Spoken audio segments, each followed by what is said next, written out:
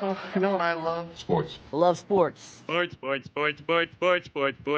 When it comes to Texas A&M. Where are you getting this information? Let me tell you. Welcome to TexAgs. I need to talk a little sports with you, Ags. David Nuño here with TexAgs Radio. Billy Lucci here on TexAgs Radio. Olin Buchanan. We will develop men. We will graduate players. We will win championships on the field. The best way for us to win is to do it together. Been in college baseball for a while now, but I've never experienced anything like 12th man. Other schools are like, we're freaking Texas A&M, man. Like, this one's special. The 12th man this past week was unbelievable. The epitome of what this team has done, right? Gavin homers, Jace homers, Braden homers, Chris Cortez, 100-mile-an-hour fastball. You know, if I'm betting on anybody, it's the Aggies.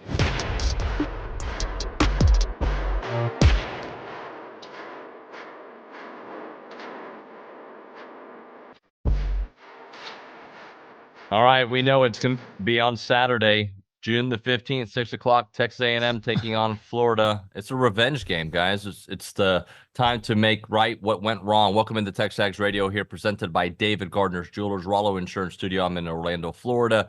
And our Heisman Trophy voter, good friend Olin Buchanan, is back at the mothership there at TexAgs. OB, good morning, buddy. It is a good morning.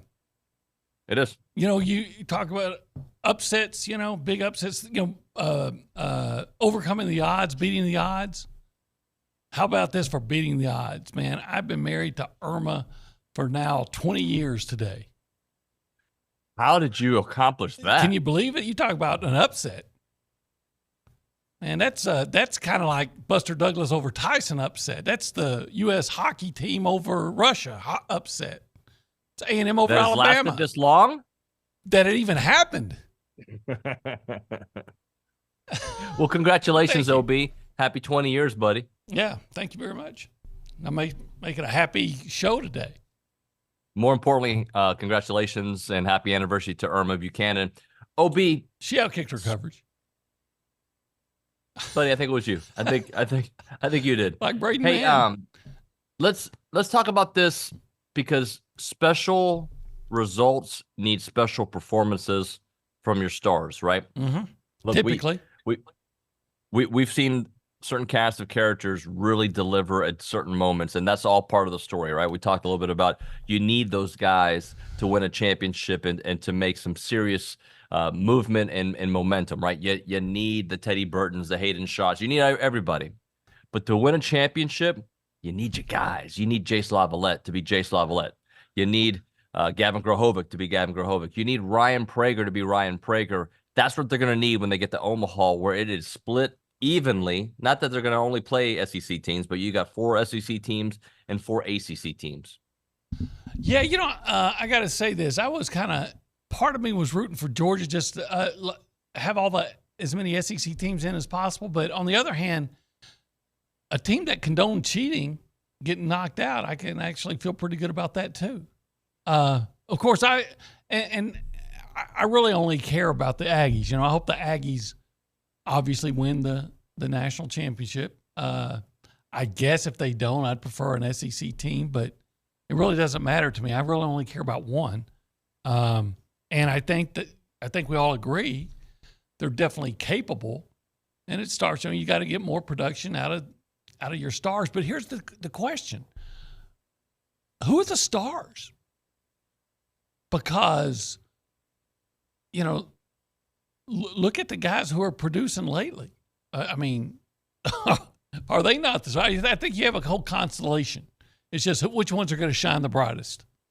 Well, to me, they're all stars in their own right, but there's a different level of star. Jace Lavalette, to me, is a different level of star, right? Okay. Gavin Grohovic is a different level of star. Evan Oschenbeck, different level of star. Then you got a lot of guys that are quality college baseball players that have a future in professional ball, that have developed this year. Chris Cortez, I mean, all we hear is about what his potential is as a pro with his fastball and how much command he's had of it this year as opposed to what we've seen in the past. But they're going to need more than just that. They're going to need they're going to need their stars to be stars, and they're going to need the role players to be role players. Yeah. I'll just say that, some of the guys that are looked at as role players have been more productive than some of the guys that are looked at as stars. And I don't know if that hadn't changed, but yeah, you know what? I just hope everybody's at their best. And if everybody's playing at their best or near their best, I don't think they have to be perfect, then I would put that A&M lineup against anybody. And then, of course, the pitching, yes, you want to see Prager be Prager. The Prager that we've seen 95% of the season. And everybody can go out and have not have their best stuff. That happens. But, more of the Chris Cortez we've seen, And then, of course, I think we're all going to be a little bit concerned about the starting pitching beyond Prager because of the injuries. But, man, if everybody just plays to close to the best versions of themselves, then, I think A&M's going to have a tremendous chance to win it up there. Has your confidence meter dropped because of the injuries? Yeah, I think it has to. But I don't think it's I've said it before. I don't see how you take Braden Montgomery out of any lineup and say you're better because of it. I just don't believe that. Now, are you still real good? Heck yeah. I don't think, the way Shane Sadeo been pitching, if you take him out, I don't see how you say, well, our pitching's in better shape than it was. It's not. But that's why it's called a team. It's who has the best team, and do you still have enough guys there? Do you still have the guys that are good enough and capable to lead you to wins? And I believe the answer is absolutely yes. And we saw it with Caden Kent coming in and hitting the grand slam, and essentially he was replacing Braden Montgomery. So, but if your question is, would I feel even more confident if I had Braden Montgomery in the lineup and Shane Sadeo pitching? My honest answer would be yes. Wouldn't you? Yeah, 100%. Here's the way I look at it. It's a lot harder without those guys, but I believe that they can win 2 of 3 against anybody, right? Like I do. Even we just saw it against Oregon. So can they get good? Look, this past weekend couldn't have gone worse. Right? You lose a starting pitcher. Right. You lose your best offensive player, 1A or 1B, however you want to put him in Jace and, Braden and Jace, right? You lose him to a catastrophic injury that we saw happen, and we looked at the replay and we're horrified, okay? So 2 starting pitchers struggled to get out of the top 2 innings. You got Braden Montgomery going down. All these things are going against you, and you won. Yeah. And honestly, you won convincingly. Like, it was tight for 7 innings, but then when you had to turn it on, you had to turn. So can this team absolutely win in Omaha? Yes, they can. Will they win in Omaha? I think they can, and I think they might. Am I less confident because of the injuries? Yes. Does that mean I don't think that there's enough offense to get it done? They do have enough offense. Do they have enough pitching? They absolutely do have enough pitching. And let's not forget, a month ago, we weren't thinking of Shane Sadeo as a starter, right? He was an excellent pitcher that would help you out of the pen. So stories evolve. Who else can emerge? Can Brad Rudis emerge? He's been really good. Can he take another big step and be a part of the story? Can Justin Lamb kind of find that mojo that he had at one point? These are all part of the story. Tanner Jones as well. And, I don't think it's an uncommon story in Omaha to see a guy that maybe hasn't been a, quote, star, break out, become this surprise guy that makes a huge contribution, or somebody, like you said, may have been going well at one part of the season and tailed off, but, finds it there, because certain guys respond to pressure, and you find that out. But I'm with you. Look, just because I'm not as confident without those 2 guys doesn't mean, I'm saying, okay, I'm going to hoist the white flag. Hell no. I'm going to be watching those guys with the full expectation that they're so good that they're going to win whoever they're playing. Yeah, and here's the thing. We all know Jace can have one of those weekends that's all you need. You just need him to just do what he does, right? That is certainly part of the conversation. Caden Kent, can he continue this momentum? There's others. Well, look at Hayden Schott, what he's been of late in the last week or so. You talk about a guy that was in a slump. It's broken out of it in a big way. Hopefully he continues to play the way he's been playing. Yeah, and again, Jackson Appel. We can go down the lineup, but they're going to need, I think, a special performance from their guys. It'd be great to see Gavin Grahovic just go crazy, right? I asked for it last week. In fact, I don't think I have it in front of me, but my 3 things that I wanted to see were so off on Friday. OB, maybe we'll get to that here in a minute, but like. I said, hey, can we get Prager and Sadeo to go 7-8 innings? Can we have a game where Braden, Jace, and Gavin all homer in the same game? Like those are the things I wanted to see. And I did. The third thing was take pitches. Can we take some pitches? And we certainly saw A&M take some pitches. They took enough pitches in the 7th inning. Well, nobody bats 1,000, David. No, but isn't that what makes this team special? Is that, yeah, you need those guys, but they have found ways to win in multiple ways this year. Well, yeah, I think what makes it special is, like you said, they found a way to win in different ways, but you just have guys, again, up and down that lineup. Because if Grahovic's struggling, again, shots breaking out. And don't you always feel confident when Ale Camarillo's at the plate? I mean, not necessarily to hit it out, even though he does have some pop in his bat, but he's just so good with the bat. Or you mentioned Appel or Burton. I mean, there's there's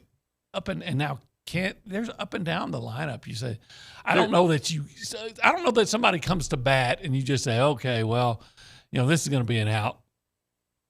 Maybe I believe in Travis Chestnut. There's a lot of belief on that lineup, and there's a lot of belief in those pitchers as well. Let's do this. Let's answer a couple text messages here in a moment. We'll go around the room to say hello to the people. This is Coffee Talk presented by TexAgs Coffee. Beat the hell out of mornings by going to texags.com/coffee.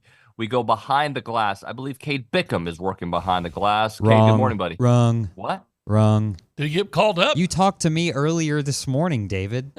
I thought you said Cade was going to get one last dress rehearsal. Tomorrow. Oh. But yeah, you're stuck with me for one more day. Sorry. Nick Savage, ladies and gentlemen. Nick Savage, good morning, buddy. How are y'all? How's Florida, David?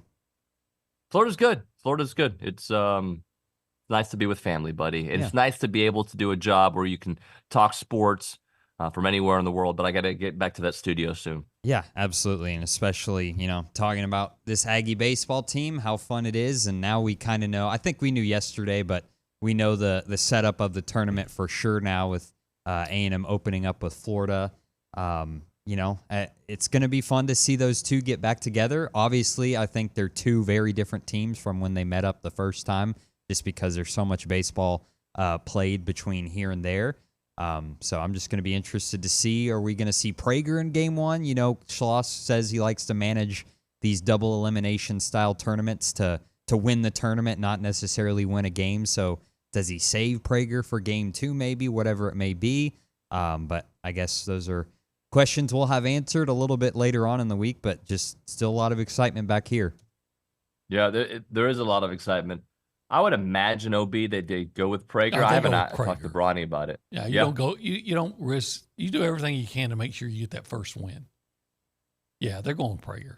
I would put all my baseball expertise in saying that yes, they will go with Prager. And Florida goes Jack Caglione. I heard. I don't know if there's any truth to that, but I heard somebody say that he won't be pitching any. Where did I hear that? And anyway, I know. I don't know if that's, he doesn't pitch or play. Because he pitched the whole week off. He pitched the clincher for the Gators. I thought I heard somebody saying that'll be the last time he'll be pitching this year. Maybe I heard it wrong. I'll say that because I know this. If I was O'Sullivan, I would make sure he was pitching my first game. I'd do everything I could to win it too. But I know also if when he comes up.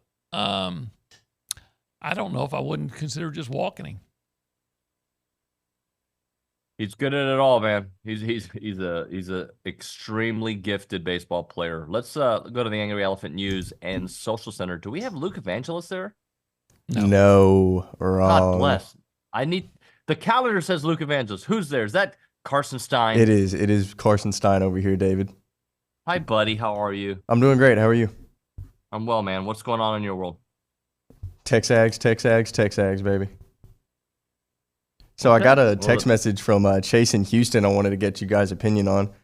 He says about y'all's conversation, he says, that's a great analogy on many stars because baseball is one game where anyone can be the guy on any given night to propel a win, and where this team needs that now is in the starting rotation. If they can get 5 to 6 innings of strong starts, they're the favorites in Omaha. This Texas A&M team does not have a lone star. It's a constellation. Look at you, OB. Look at you. But I do agree 1,000%. How about this, OB? If you know that Prager's going to go 6, give up a run, 6 strikeouts, you take that and you think they're going to win that game in that scenario? Yeah, I mean, but if he's gone 6 and given up 1 run, I'm saying, hey, Prager, go give me 7.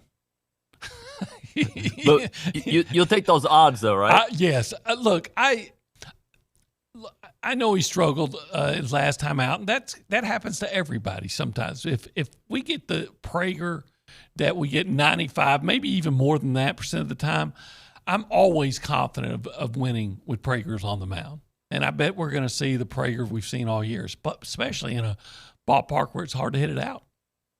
On the YouTube page, Melissa says, my confidence level hasn't dropped because I believe we have depth. And Michael says, not concerned about the offense, fairly concerned about the starting pitcher because Lampkin and Jones both regressed throughout the year. Look, just give me a couple good performances, guys.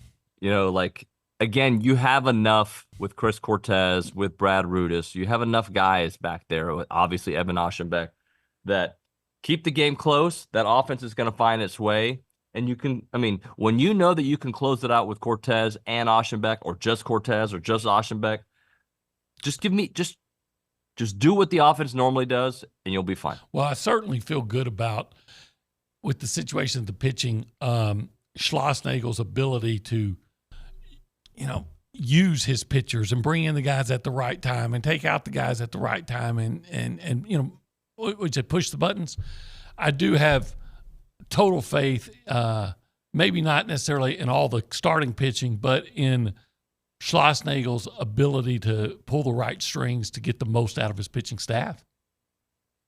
Yep, 100%. Let's hit a break here. We'll come back with our performance of the week. It is loaded with some baseball talk. After that, Charean Williams and much, much more. Right now, let's talk about the Association of Former Students and sponsor opportunities out there. If your organization or business is looking for an opportunity to engage with Aggies, then check out the Association of Former Students.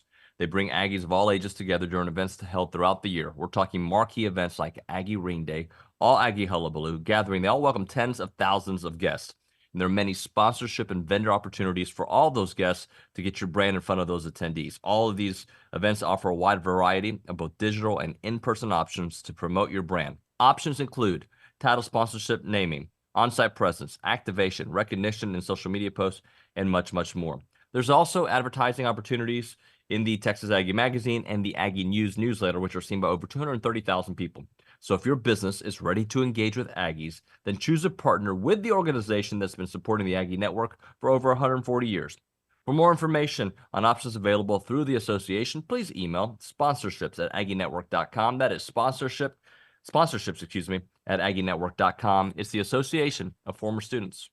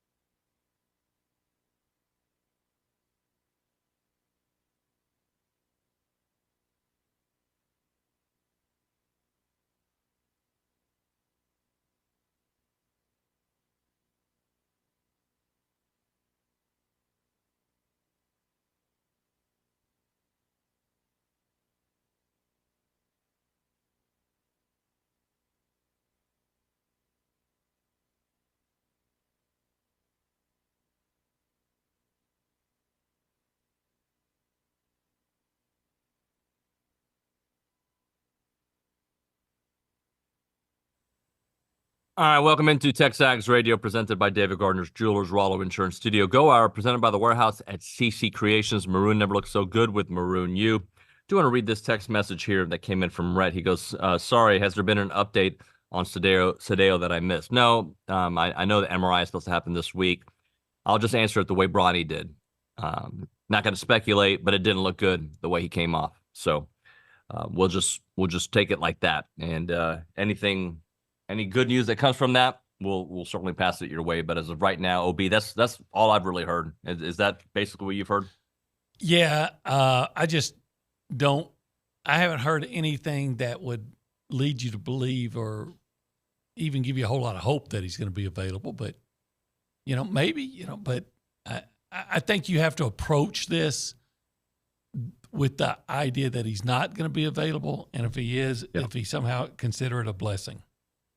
Yep, no doubt about that. Let's do a little performance of the week, OB. I'm ready. Why don't you give me the first one? Well, I wanted to give you two, but give me as much as you want. I wanted to go with the law firm of Hayden, Caden, and Associates. Hayden, Caden, and Associates. Because Hayden shot, if my memories, and I'm reading the numbers correctly, was he not in the Oregon series 7 of 9? 7.77 batting average with 7 RBIs, was he not? Yes, he was. And he then scored 3 times. He had a walk too. Yeah. So of course, how do you not have that guy? And then there's Caden Kent, who comes in, and I believe he hit almost 5. I think it was 4 of 9, and he had 7 RBIs as well. And you know what? Some excellent play in the field. Yeah. So those are the two that come to mind. Now I know where you're probably going. Now. Okay, where am I going, Obi? Well, I would assume you're going to the pitcher's mound. I'm going to the pitcher's mound. Let's start things off with Chris Cortez, who was, we can do, Evan Aschenbeck. No. Go, but by all means, let's go with the original graphic. Evan Aschenbeck. Let's do that because he was fantastic out there. He was awesome. Or we'll just keep, there we go. 4 2/3, 2 hits, 1 earned run, 7 strikeouts, 2 saves. But that's, the stats only tell you part of the story. To me, the stats are important. It's the calmness that I get when he goes on the mound. Yeah. That I know, game over. Like, that's just the feeling I get. Dennis Eckersley, 1988, outside of the Dodgers, right? That's I should have used a different closer. Yeah. Mariano Rivera. There we go. I think it's like when you're a kid and dad comes home. Things are going to be good. You feel safe. Right? Dad's home. He brings that extra loaf of bread from the grocery store that he had to walk and get. Yeah, that kind of feel. Mm-hmm. Sorry, Obi. Anyway. Maybe when he comes, there's an old song called Daddy's Home. Maybe that's what they ought to play when he comes to but yeah, it's that feeling of security. The calmness, security, knowing that the game is in good hands. And if there's 7 outs to go, 9 outs to go, 6 outs to go, an inning to go, you feel very, very, not only optimistic, you just feel like it's going to get done, OB. It's going to get done the right way. Yeah. Yeah. It's like just going to shut the door. It's going to bring home that loaf of bread from that grocery store that you walked to. Let's do one more. Chris Cortez. Awesome. In a way, kind of Aschenbeck-ish, right? Like, he's had to earn our trust this year because there were moments where we weren't really sure. He has been so phenomenal. 5 2/3, 2 hits. No earned runs, 3 walks, 10 strikeouts. The dude was just incredible. Well, he did have that. There you go. The 10 strikeouts. He was just incredible in his performance. And like when you needed him most, right? When everything was in doubt and you needed him, he cruised through. Like it wasn't just a security blanket, OB. It was, this is my game. I'm taking over this game. Man, it was an electric blanket. He comes in, he's electric. An electric blanket. So if you get performances from those guys that we mentioned here, right? Yes. Hayden and Shade. What did you call them? Hayden and Caden law firm? Hayden, Caden, and Associates. Right, Hayden and Associates and Caden. You get that. You get your pitchers. Give me a little Jason and Gavin action, a little Prager action. I'm asking for a lot. I know. You're really not. You're just asking the guys that you've seen perform at a high level to perform if not at their best, at just be who they are. And if they play at a level that they played most of the year, then you might get your second championship of a favored team this week, or this month. Over the next couple of weeks. Here's the thing. I think what you just said right there. If A&M players play like they have played all season long, right? If they play like they've played all season long, then if they're not the favorite, they're one of the two favorites, right? Like it's 2 or 3 favorite. All these teams here, when you get to this level, you got Florida playing out of their mind, NC State playing out of their mind, Florida State is playing like a team that can win it all. All these teams. That's why there's only 8 left. But the eyeball test that I watched, and I've watched very little college baseball outside of A&M. I've been watching this postseason because it's just very interesting to me. But my eyes have been on A&M. And I know when I have any doubt in a game with A&M, they find a way for the most part. And now the only thing that shifts, and it's a big shift, is going to a neutral site, going to Omaha, right? But what do they do? 37-3 at home this year? Come on. Like that's a winning culture. 40 games, that is a winning culture. Yeah, I wonder what Ryan Broniger and Richard Zane would say about how A&M fits into that, into that ballpark up there. Is it Ameritrade, or I just call it the stadium up there, and how their game fits into the way that stadium plays. Yeah, because I got a feeling that it, and I'm no expert on this by any means, but I got a feeling that their game kind of may not be tailored for that stadium, but fits well into what they do. Because I'm not talking necessarily the home runs, but they got a lot of guys that can hit doubles. Teddy Burton may have a huge week. Teddy Burton, Hayden Schott, Jackson Appel. Again, like you said earlier, there's just it's a lineup that I think this fan base is going to talk about for a long time, right? This special type of season, and it has reached special status, right? There was points of the season, OB, that we knew it could be special, and it was trending in that. It could end tomorrow, and I hope it doesn't, because that would mean something weird happened, because this doesn't start till Friday. But it could end tomorrow, and this would still be a very special season. Now they're just going to keep adding to how special it is. Yeah. When what have they been in the history to the A&M to the College World Series? 8 times. 8 times. So 25% of them have been in 3 years under Jim Schlossnagle, which is crazy. So of course it's a special season. You've gone to the College World Series again, but I think the great thing is where A&M is now, especially under Schlossnagle. I think there have been times when they've been glad just to get to Omaha. What an amazing accomplishment! And everybody there. There's no way they're content with this. They're going up there with the intent to win it all, and that's the way it should be. But I don't think that's the way it always is for everybody. Sometimes, hey, you hope to win instead of expect to win. I think they expect to win. So here's my thing. I'm not just happy to be at Omaha because I can taste it, I can sense it, I can feel it, and I know those players can too.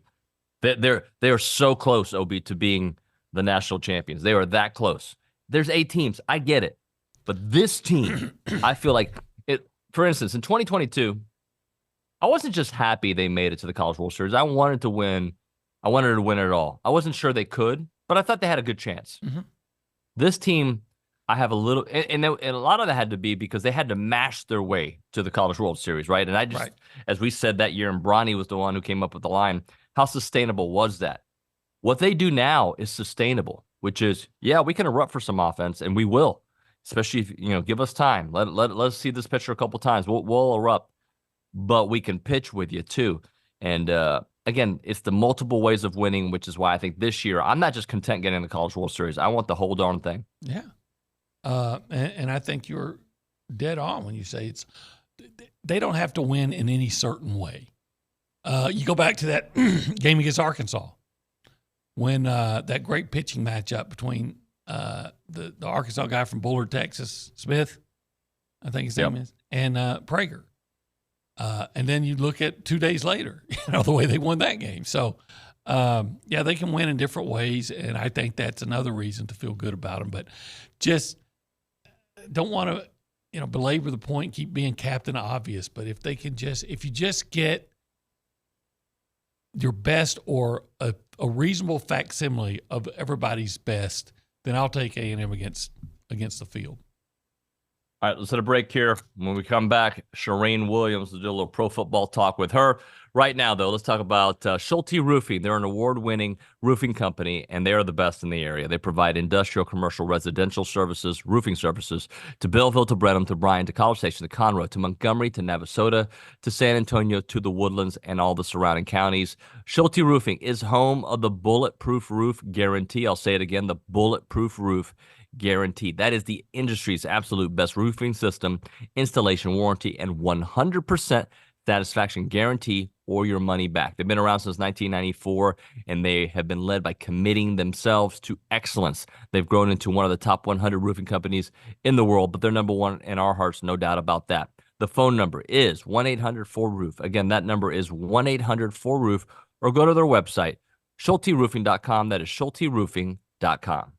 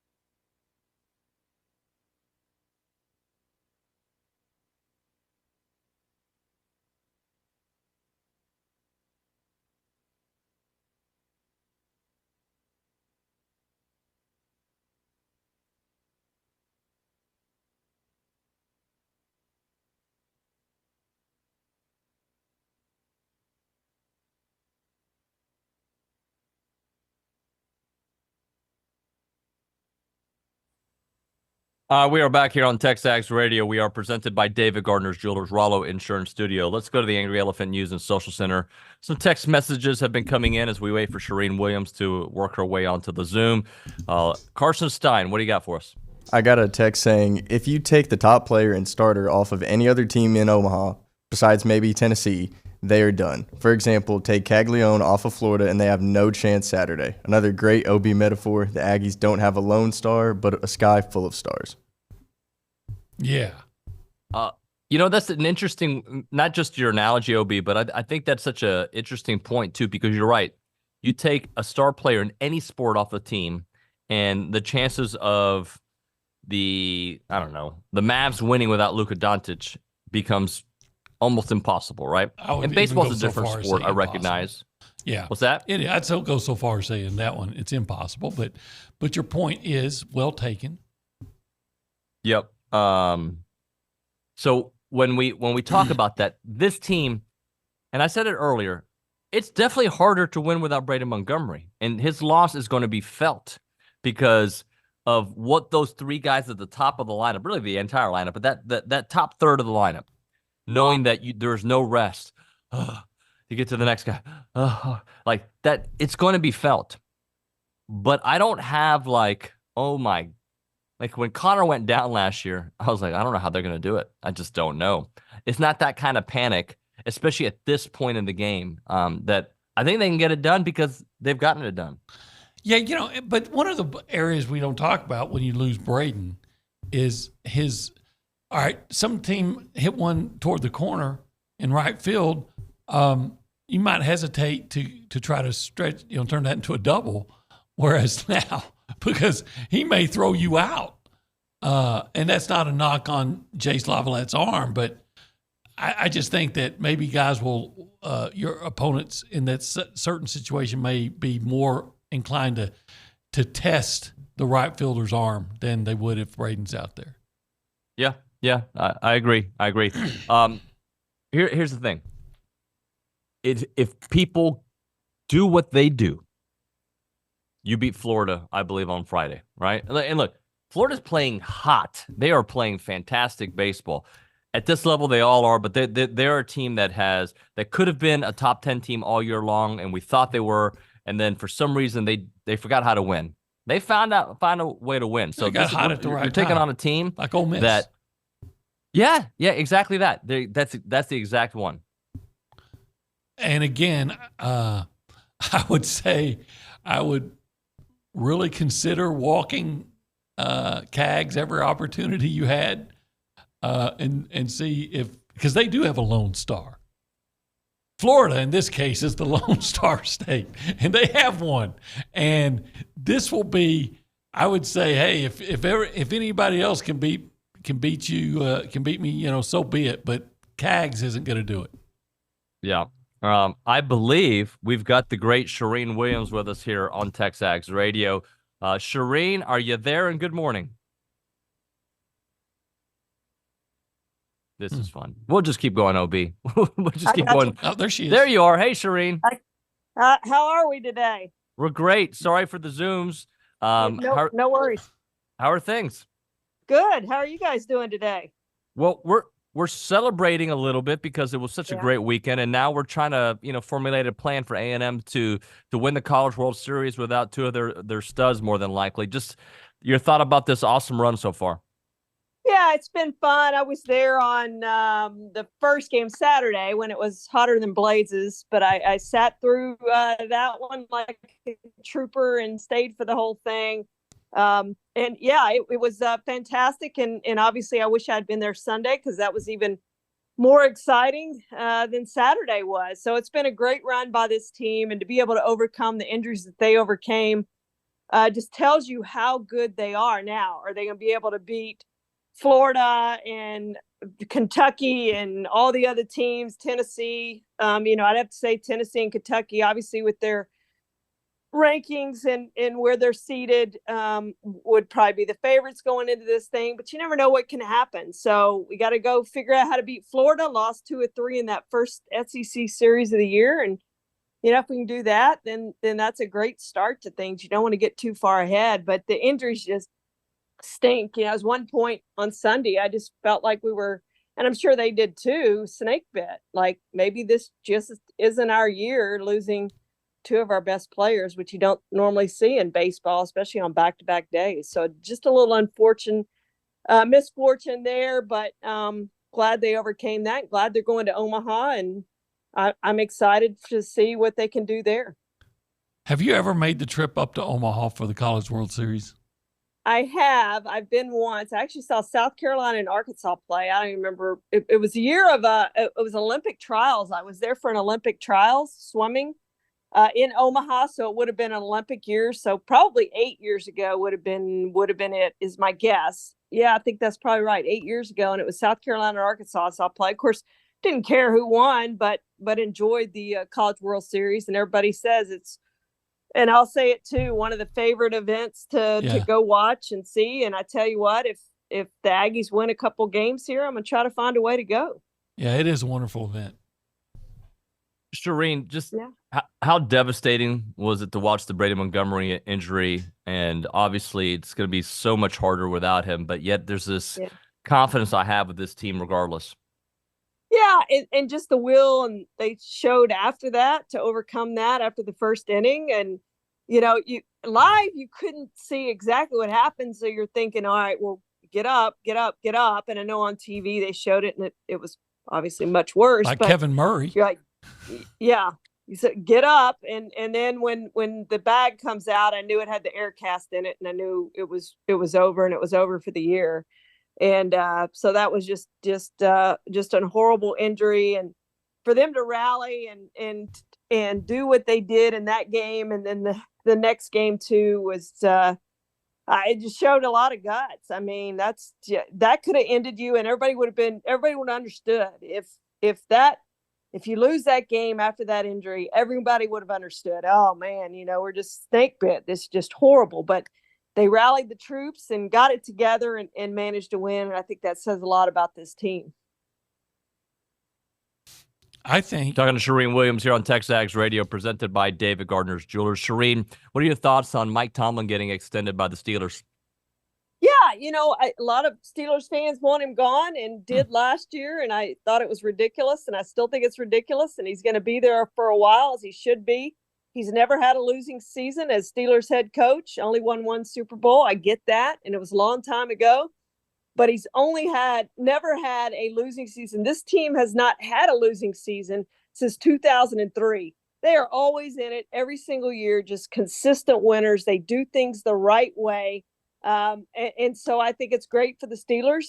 And despite what Steelers fans may think, I think it's great for them that he's going to be there for a really long time. I've heard that about never having a losing season, and it'd be one thing if you did that in like I don't mean to be mean here, but like the AFC South. But in their division, that makes it even more amazing, doesn't it? Yeah, it really does when you're in there with the Bengals and the Browns and the Ravens, and especially as consistent as the Ravens have been over the years. But yeah, there were some 8-8s there when there were 16 games, but never a losing season. Of course, you can do that now more easily with 17 games. But yeah, I think that speaks a lot to just how consistent this team has been for so long, and to be in it. And that's what you want. I mean, they've never been another team like the Patriots where you expect to win it. I mean, every team expects to win it, but to have a realistic chance to win it every single year. The Patriots did that mostly with Tom Brady. And they had a huge gap between the second Super Bowl and the third Super Bowl. People forget that. I think there was a 6-year gap. People forget that. But you don't have the Tom Brady, and I guess now it's sort of that way with Patrick Mahomes, where you feel like you got a chance every single year with Patrick Mahomes. But there aren't many teams that can say that. And so what you want to do is be consistent enough that you have a chance every single year. And one of those years you put it together and win it all. And the Steelers have done that consistently. And I think they'll put it together again under Tomlin at some point, whether it's this year or another year. And I don't think it'll be this year. But the AFC is loaded. That division is loaded. And you're right, because that division almost always is loaded, that does make it more impressive. Talking to Charean Williams, Pro Football Talk here on TexAgs Radio, presented by David Gardner's Jewelers. I saw this. Dolphins have not won a playoff game, I should say, since 2000. What were you doing in the year 2000? OB, what were you doing in the year 2000 since the last time the Dolphins won a playoff game? I had just I was in my second year at the Fort Worth Star-Telegram covering the Cowboys in the NFL. So, and I do remember that the game that they won, they beat Peyton Manning in overtime, 23-17, I think was the score. And Dave Wannstedt was the coach. Fiedler was the quarterback. Jay Fiedler was the quarterback. And I did the math on it, and they've had 10 head coaches counting interim since then up to McDaniel now. And they had a ton of quarterbacks. I can't remember how many quarterbacks, but it was a lot of starting quarterbacks they had added until they drafted TUE. So it was a long time ago that the Miami Dolphins had a good football team that won a playoff game. And they've had the opportunity the last 2 years to do it and got blown out by Kansas City this year. And then, or 2022 season. And then in 2021, they also, or 2023, they got blown out by Kansas City. The 2022, they also had a chance to do it and they didn't get it done. Close playoff loss. So McDaniel is under a ton of pressure this year to win, or I think he could be out as head coach and they'll bring in another head coach. That's the way it is in the NFL now. If you don't win quickly, then they're going to change coaches, except for the Cowboys, of course. But that's the way it is in the NFL. It's a win now league. OB, what were you doing in 2000? I was working for the Austin American-Statesman and looking for love in all the wrong places. I bet that. I was a banker at Chase Bank, so that tells you how long ago that was. Long time ago. Charean, great work. Thank you so much. Thank you, guys. All right, we'll come back here with a short segment here on TexAgs Radio. Right now, though, if you aren't able to enjoy this summer because of joint pain, what are you doing, guys? Why are we even doing this? Let's go have some fun out there. And you can do that with QC Kinetics. If you've got pain in your shoulders, your knees, your back, joint pain, and you want to be out there doing things like you used to do, you need to reach out to QC Kinetics. Don't suffer any longer. Non-surgical joint pain relief is here, and they have it at QC Kinetics in the Brazos Valley. They are the nation's leader in regenerative medicine. We're talking about long-lasting joint pain relief with no surgery, no drugs, no downtime. There are advanced treatments that harness your body's ability to restore and repair your damaged joint tissue. So you can walk, you can run, you can hike, you can play golf, you can move pain-free. QC Kinetics is under the leadership of a true pioneer in that field. His name is Dr. Mitchell Shinecup. He's been doing this for a long time. He has found the way to get it done the right way. The advanced protocols have enabled tens of thousands of patients to reclaim their mobility. Stop putting it off. Take action now and live your best life once again. The phone number, 979-452-6000. QC Kinetics, 979-452-6000. That's 979-452-6000.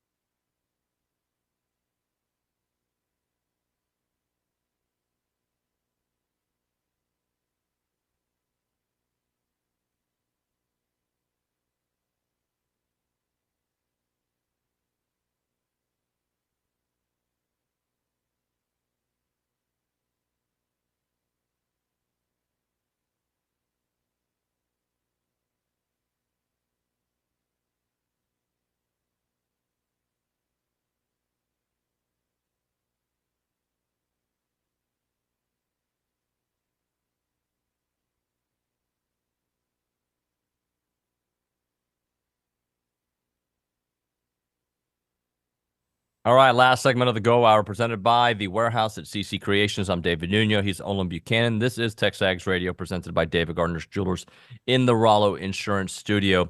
Let's go to the Angry Elephant News and Social Center. Carson Stein's got some more text messages. People are all in on this baseball team, Carson. Yes, sir. I got one saying, I agree with OB. The bigger loss of Braden is the cannon in right field.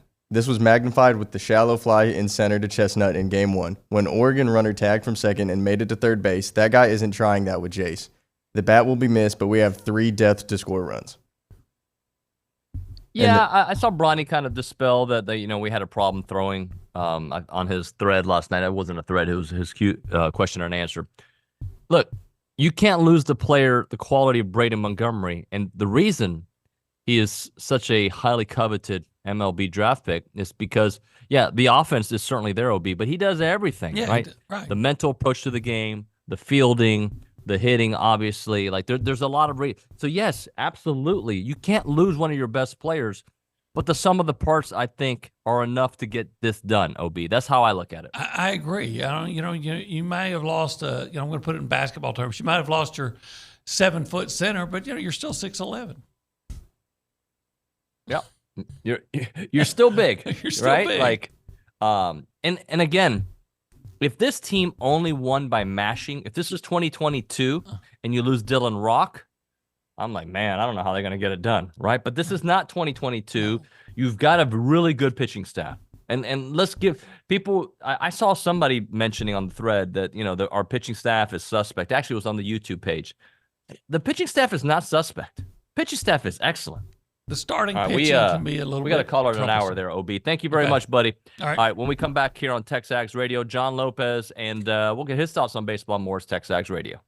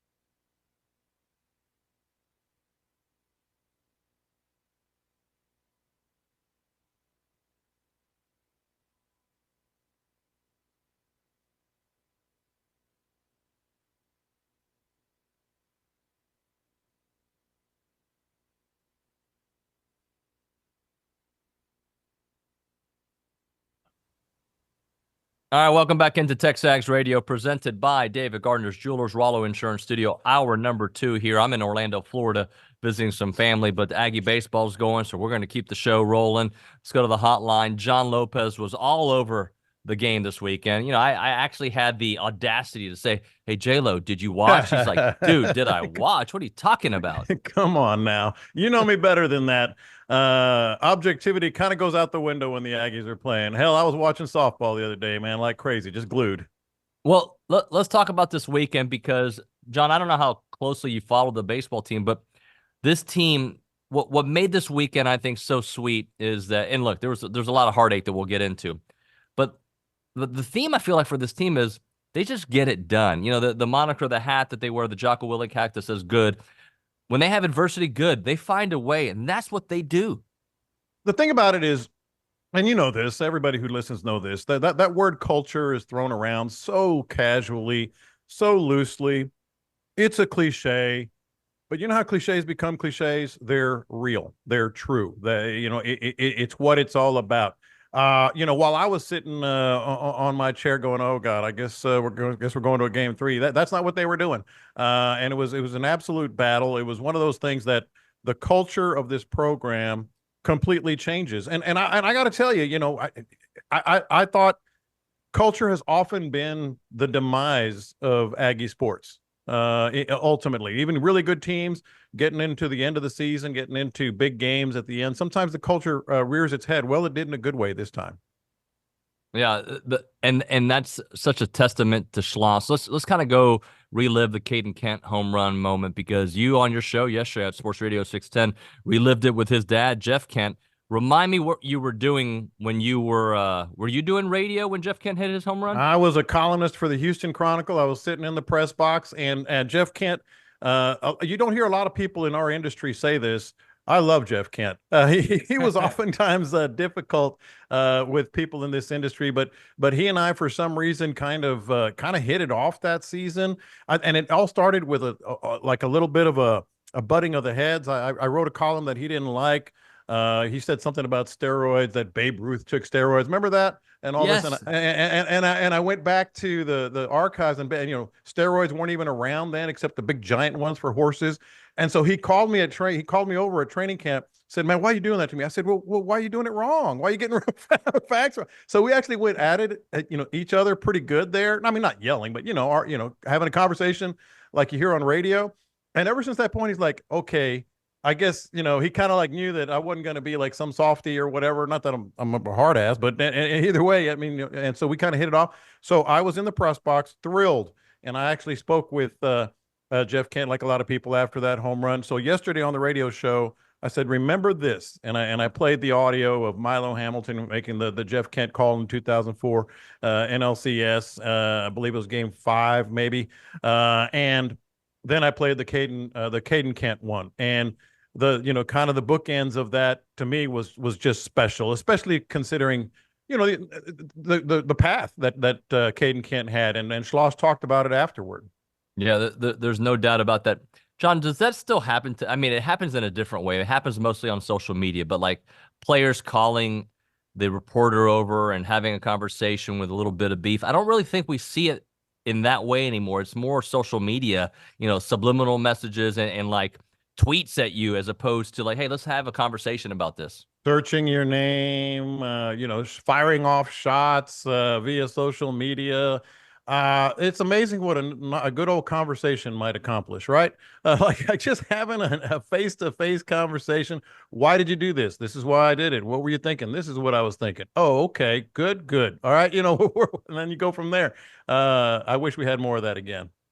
Home dominance, this team at home, 37-3. Like, they just and undefeated against non-conference teams, right? So look, to win a College World Series, they're going to have to take on some really top ACC teams and SEC teams. But this home dominance, the way that they were able to cruise through their home slate and really have just a phenomenal season. This is a special season, regardless of what happens at this point.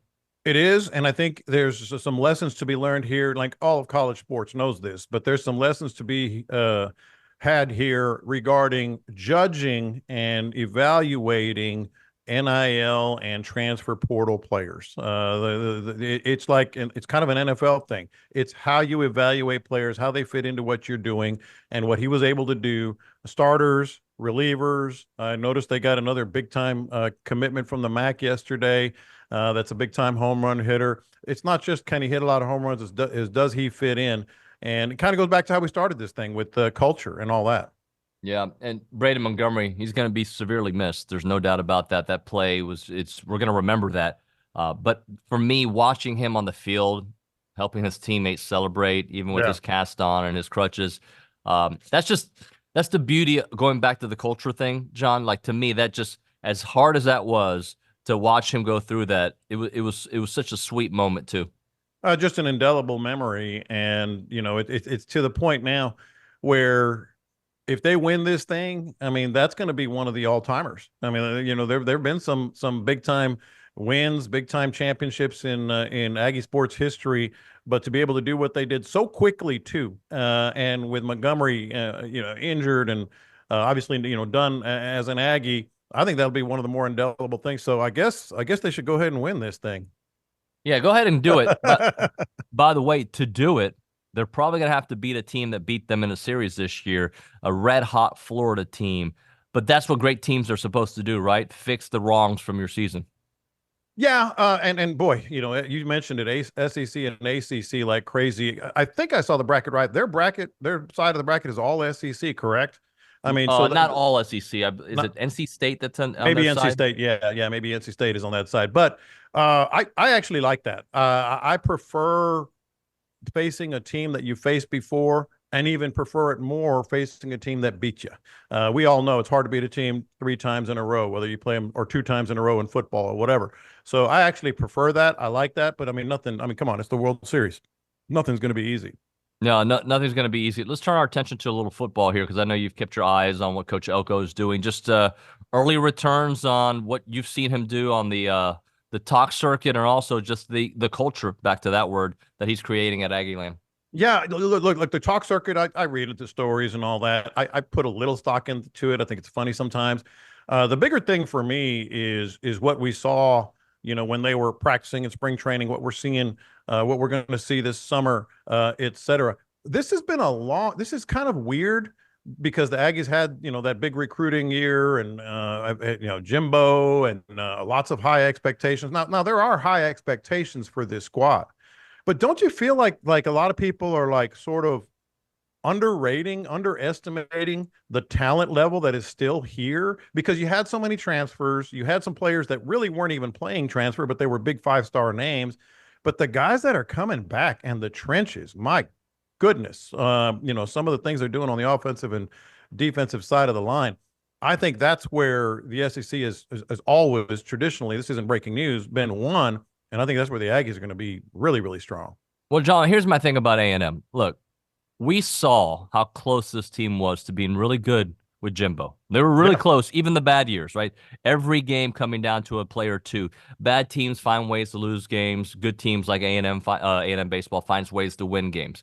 But you take that with some, I think, better coaching, elite coaching, there's no reason to believe that this can't be a 9 or 10 win team. And look, do I want to think beyond that? Absolutely. But there's no reason to think that if the coaching, if the accountability is there, then why wouldn't they be better?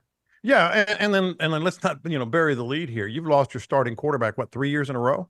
Yep. At least, right? I think you lost your starting quarterback 3 years in a row. Now he's obviously more experienced, and the coaching aspect on the defensive side of the ball, I could easily come to regret this, but everything I'm seeing, everything I'm hearing, talking to people, I think this easily could be one of the better defenses in A&M history. And I know that's kind of bold, but from the parts that I've seen and the coaching, as you mentioned, I don't know where it's going to rank. Who knows how that goes, 10, 15, 20, whatever, top 15. But I think it's going to be one of the better defenses. It could be easily. If the defense is solid, okay, and I think they're going to be better than solid, but if they're solid, to me, it comes down to the offensive line. Protect Connor, great things will happen. Yeah, no, that seems like we're talking about the Texans now, but well, that's because that's kind of the line that we're talking about down here with CJ Stroud. But it's absolutely true. I'm very curious on what the running game is going to look like. I feel like you're going to have the receivers. You're clearly going to have the quarterback. You're clearly going to have the defense. If you get that last little piece to play at an exceedingly high level, then who knows where this team could go. And we're always optimistic. They're optimistic everywhere in the country. But legitimately, when you look at this and you take a step back and the parts they have, that might be the only thing that we have to answer before we realize this team can be really, really, really good. Talking about John Lopez here on TexAgs Radio. Back to the defense, John. Let's Nick Scorton. We talk about how good this defense could be. This guy was an elite pass rusher in the Big Ten. And look, A&M did lose some players, but they're bringing in a stud, and mock drafts and top 10 lists all around the world, or excuse me, around this country, have Nick Scorton right in the middle of it all. You have a game changer in the mold of, I'm not saying the physical presence, but the Myles Garrett, where all of a sudden, literally every snap, whether it's a running play, a passing play, whatever, you are game planning for that dude. Now, when that happens and you have a next level defensive coordinator like Mike Elko, well, in essence, so like Mike Elko, all of a sudden you got all kinds of stuff you can do, otherwise to even make the defense better. And let's not underestimate what it's going to do for the cornerbacks when you always have pressure on the quarterback. Well, yeah, and look, the cornerbacks, that has been a problem.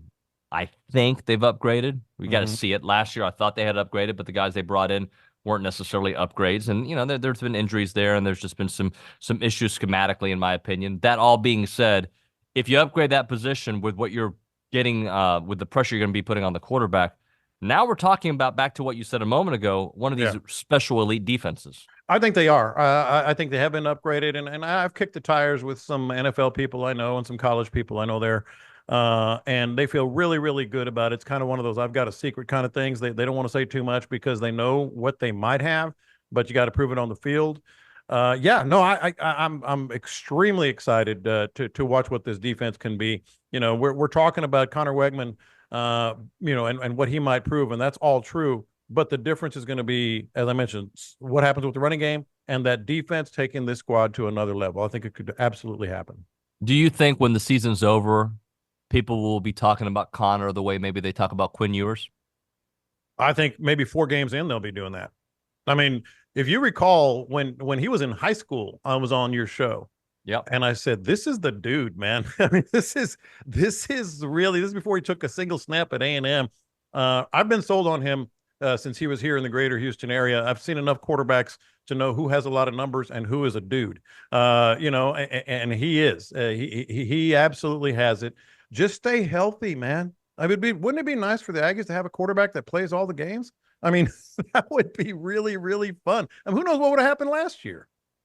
Well, yeah, and that's one of the things. I feel like if they were able to protect the quarterback, because it goes back to the offensive line. I know his particular play was not offensive line related, but if you can protect your guy, Jimbo might still be your coach. Oh, for sure. And it's funny because now that it's done, I'm not so sure I would want him. Now that you hear things, every time a guy leaves, you hear things about some of the things going on, and I know you have in the background, and buying into what being an Aggie is, buying into some of the things that he said, messaging to players. Let's be very clear here. A lot of these players didn't transfer necessarily because of playing time. They transferred because they didn't know what the heck was going on in that program. If we're being honest. So yeah, he would still be here. I'm not so sure I'd want it. Well, quickly, let's talk about some of those guys that moved on. I think it hurts to lose an Evan Stewart, right? It hurts to lose guys, a Walter Nolan, but at the same time, did they lose that much? We know the talent was there, but was the production at A&M at least there? Yeah, Walter Nolan was. I bragged about him constantly, and just never quite got it. Made some big plays. Don't get me wrong. Was clearly a force. Was obviously respected, but never quite lived up to what we thought he was going to be. So now, improved coaching, still immense talent, some portal guys, and some guys that were on the depth chart. Maybe you don't miss a beat there. Where do you have concerns? Is there a position group or a side of the ball or anything in particular that you do have concerns? Yeah, look, offensive line you mentioned a couple of times, and it's hard not to. Let's see what happens there. There's been just a kind of a revolving cast of characters there. The biggest thing about offensive line is the continuity, and here we go with the cliches again, but having all five guys there, knowing what each other's doing, et cetera, et cetera. They haven't done that. They haven't played 12, 13, 14 games together. That's not something that you just coach. That's something that you coach, and then the players learn as they go along. So that's one. And clearly it ties in with the protection of Wegman, and clearly it ties in with the running game that I've talked about. How's our buddy Gerard Johnson doing? Fantastic. How about getting his number retired at Humble High School? That's going to be coming up here pretty soon. I fully expect, I was talking about this the other day, not with him, but just on the radio show because his name came up. I could see him skipping the coordinator thing altogether and just going, if the Texans have an incredible season this year, and a lot of people are expecting it, I could see where Slowick and Gerard Johnson get head coaching opportunities, or at least an interview in the case of Gerard. He was at that NFL, I forget the exact name it was, where they identify future head coaches, and they have like a consortium of people coaching them and talking to them. No, he's doing fantastic, and I could see him becoming a head coach, even skipping the coordinator thing. J-Lo, do you, now that the Texans are a known commodity, they're not going to sneak up on anybody this year. So how do you think they'll do knowing that everybody expects them to be good? I think their offense has the potential to be remarkable. Those three wide receivers are, you can put up against any three wide receivers anywhere. The toughest thing for me, and it sounds like a cop-out, but it's legit when you look at the quarterbacks that they're facing. Their schedule is the toughest schedule I've ever seen a Texans team have. I'm talking, obviously Aaron Rodgers, Pat Mahomes. These are all on the schedule, not counting, who knows what happens in the division with Anthony Richardson and Trevor Lawrence, et cetera. Lamar Jackson, you're facing that guy. So you're facing some guys that can win games even if you're outplaying them, So my only reservation is managing that schedule, because it's probably one of the toughest in the league. Yeah, there's no doubt about that. Talking to John Lopez here on TexAgs Radio, presented by David Gardner's Jewelers. So I made a comment last week.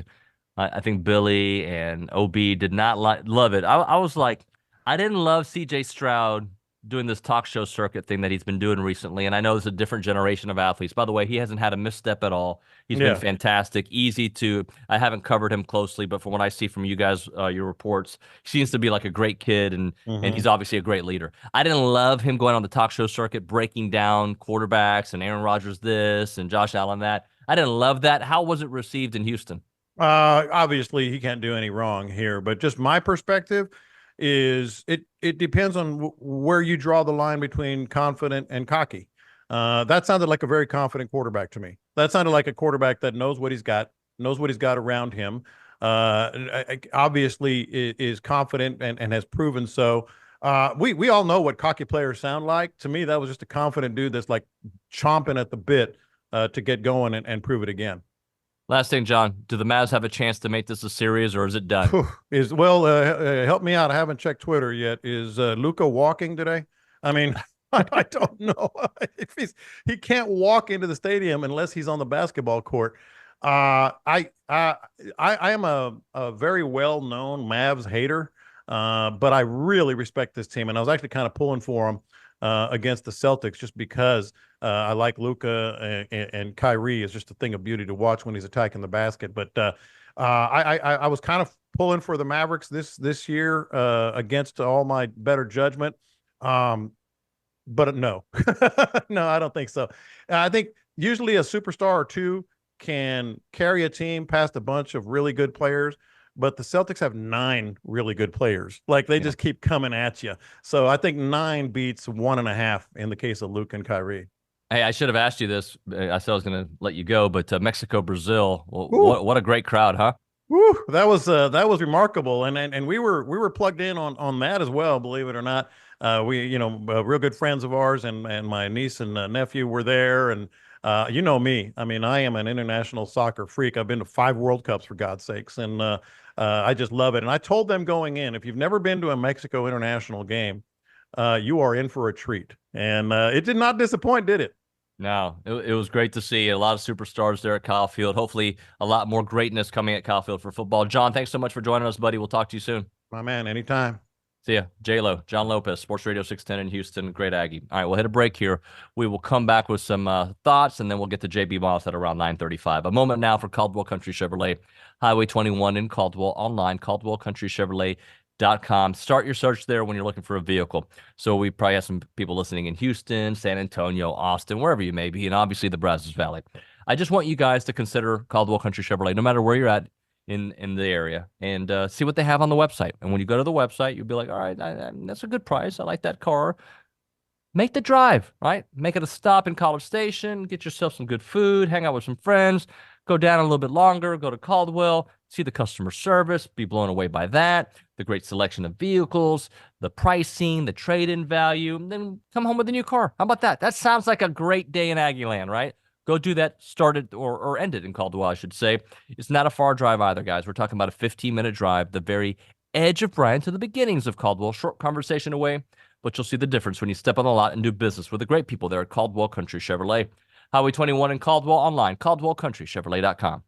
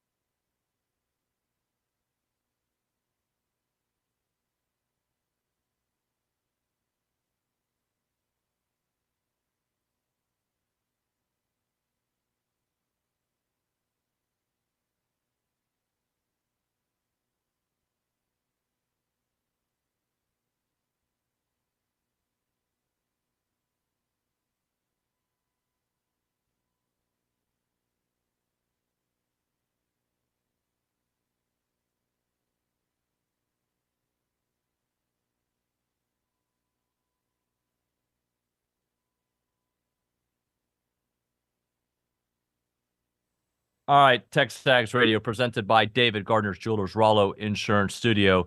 Hour number 2 of the program. We still got JB Moss to join us here in hour number 2. Hour number 3 will be loaded as well. Tom Hart will be joining us, and Victor Rojas, who was on the call, play-by-play for the series against Oregon at the Super Regional. So we'll chit-chat with him to close out the program. If you want to be a part of the conversation, you can do it multiple ways. You can call, you can text, you can do the stuff, right? 979-693-1150.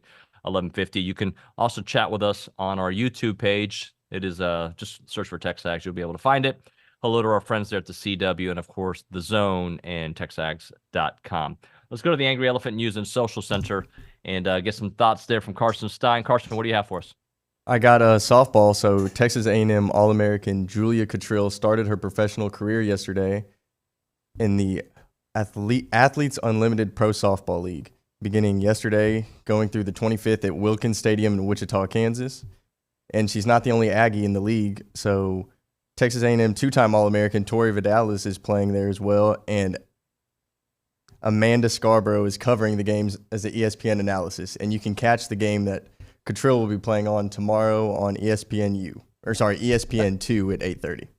That's pretty cool. That's cool. We might need to get one of those ladies on the program here soon. We've got great relationships, obviously, with Tori and Amanda. I'd love to get Julie on the show as well. It'd be cool to kind of chit-chat about what's going on there. I always find it so fascinating that, think about the offseason in baseball, right? In football. Season ends for some teams in November, December, January. Then you have the NFL draft, but you're not really doing and it's quickly after you get drafted, right, that you become, you do rookie camp, usually a week or two after you get drafted. It's really quick. Then there's the OTAs and whatnot, but you're not in real action for a while. In baseball and softball, I mean, you get drafted, you're at rookie ball, you're at A ball, it's quick. It happens super quick, and obviously in softball as well. I always find that to be a very interesting. Carson, what else? So I got something from women's tennis. Is A&M's Mary Stoyana was named to the Honda Sport Award winner for the tennis, as announced today by Chris Voles, executive director of the College Women's Sports Awards. Mary Stoyana in the house. She's one athlete I don't think we talk enough about. What a phenomenal year! How close she became to a solos championship, and obviously what Weaver and company were able to do from a national championship, the first of its kind there. Just so cool to see. We need to get Mary on the program. What else? I wanted to get your opinion on this. So On3 released their way too early top 25 in men's basketball, and the Aggies come in at number 25. Okay. What does it say which version this is? Because I feel like I've seen multiple versions over the last, I think I've seen them as high as 17, 25. It's probably fine. I think it's a little low for what I think that they're going to eventually be. But here's the thing. Aggie basketball is, I have a different thought when I look at Aggie basketball than I do with Aggie football. Aggie football's got to prove something to me. Aggie basketball has to go through their process to be the team that they're going to be. And that process cannot be sped up, right? I'm not saying that they have to have a poor non-conference or get started slowly in the SEC. That's not what I mean. But there is a process for a Buzz Williams coach team for the team to reach their highest level. I don't know if I would say they were at their highest level at the end of the season. They were playing really good basketball at the end of the season. And there were some dips in the year, but they found there's this process that they go through to become the best version of themselves that you can't miss a step. You can't skip a step. You can't miss a step. You have to kind of go through it. So A&M being 25th to start the year, they are a team that I think plays better with experience and time together. And by the way, this is going to be a very veteran team anyway. I think I'd be more curious January 10th, whenever their first SEC game is, whatever the date is. That's when I'm going to be interested in where they are ranked and then how they do in SEC play. Because, again, they have to go through the entire process. So 25th, I think it's fine. Did you see what version it was, Carson, of their It was released rankings? about 3 hours ago, and it says it's the 10.0 version. 10.0. Okay, so the 10th version of it. I'd be interested where they were and what has changed, right? I guess some things have changed for other teams. What has changed for A&M, who I know is still trying to get some folks there in the portal. All right, we're going to hit a break here. When we come back, we'll talk some Aggie baseball. JB Moss will join us, and we'll get his thoughts on how everything went down for Aggie baseball and what to look ahead. That and more. If you want to call in the show, you can do that, 979-693-1150. If you have a question for JB, you can certainly send those in.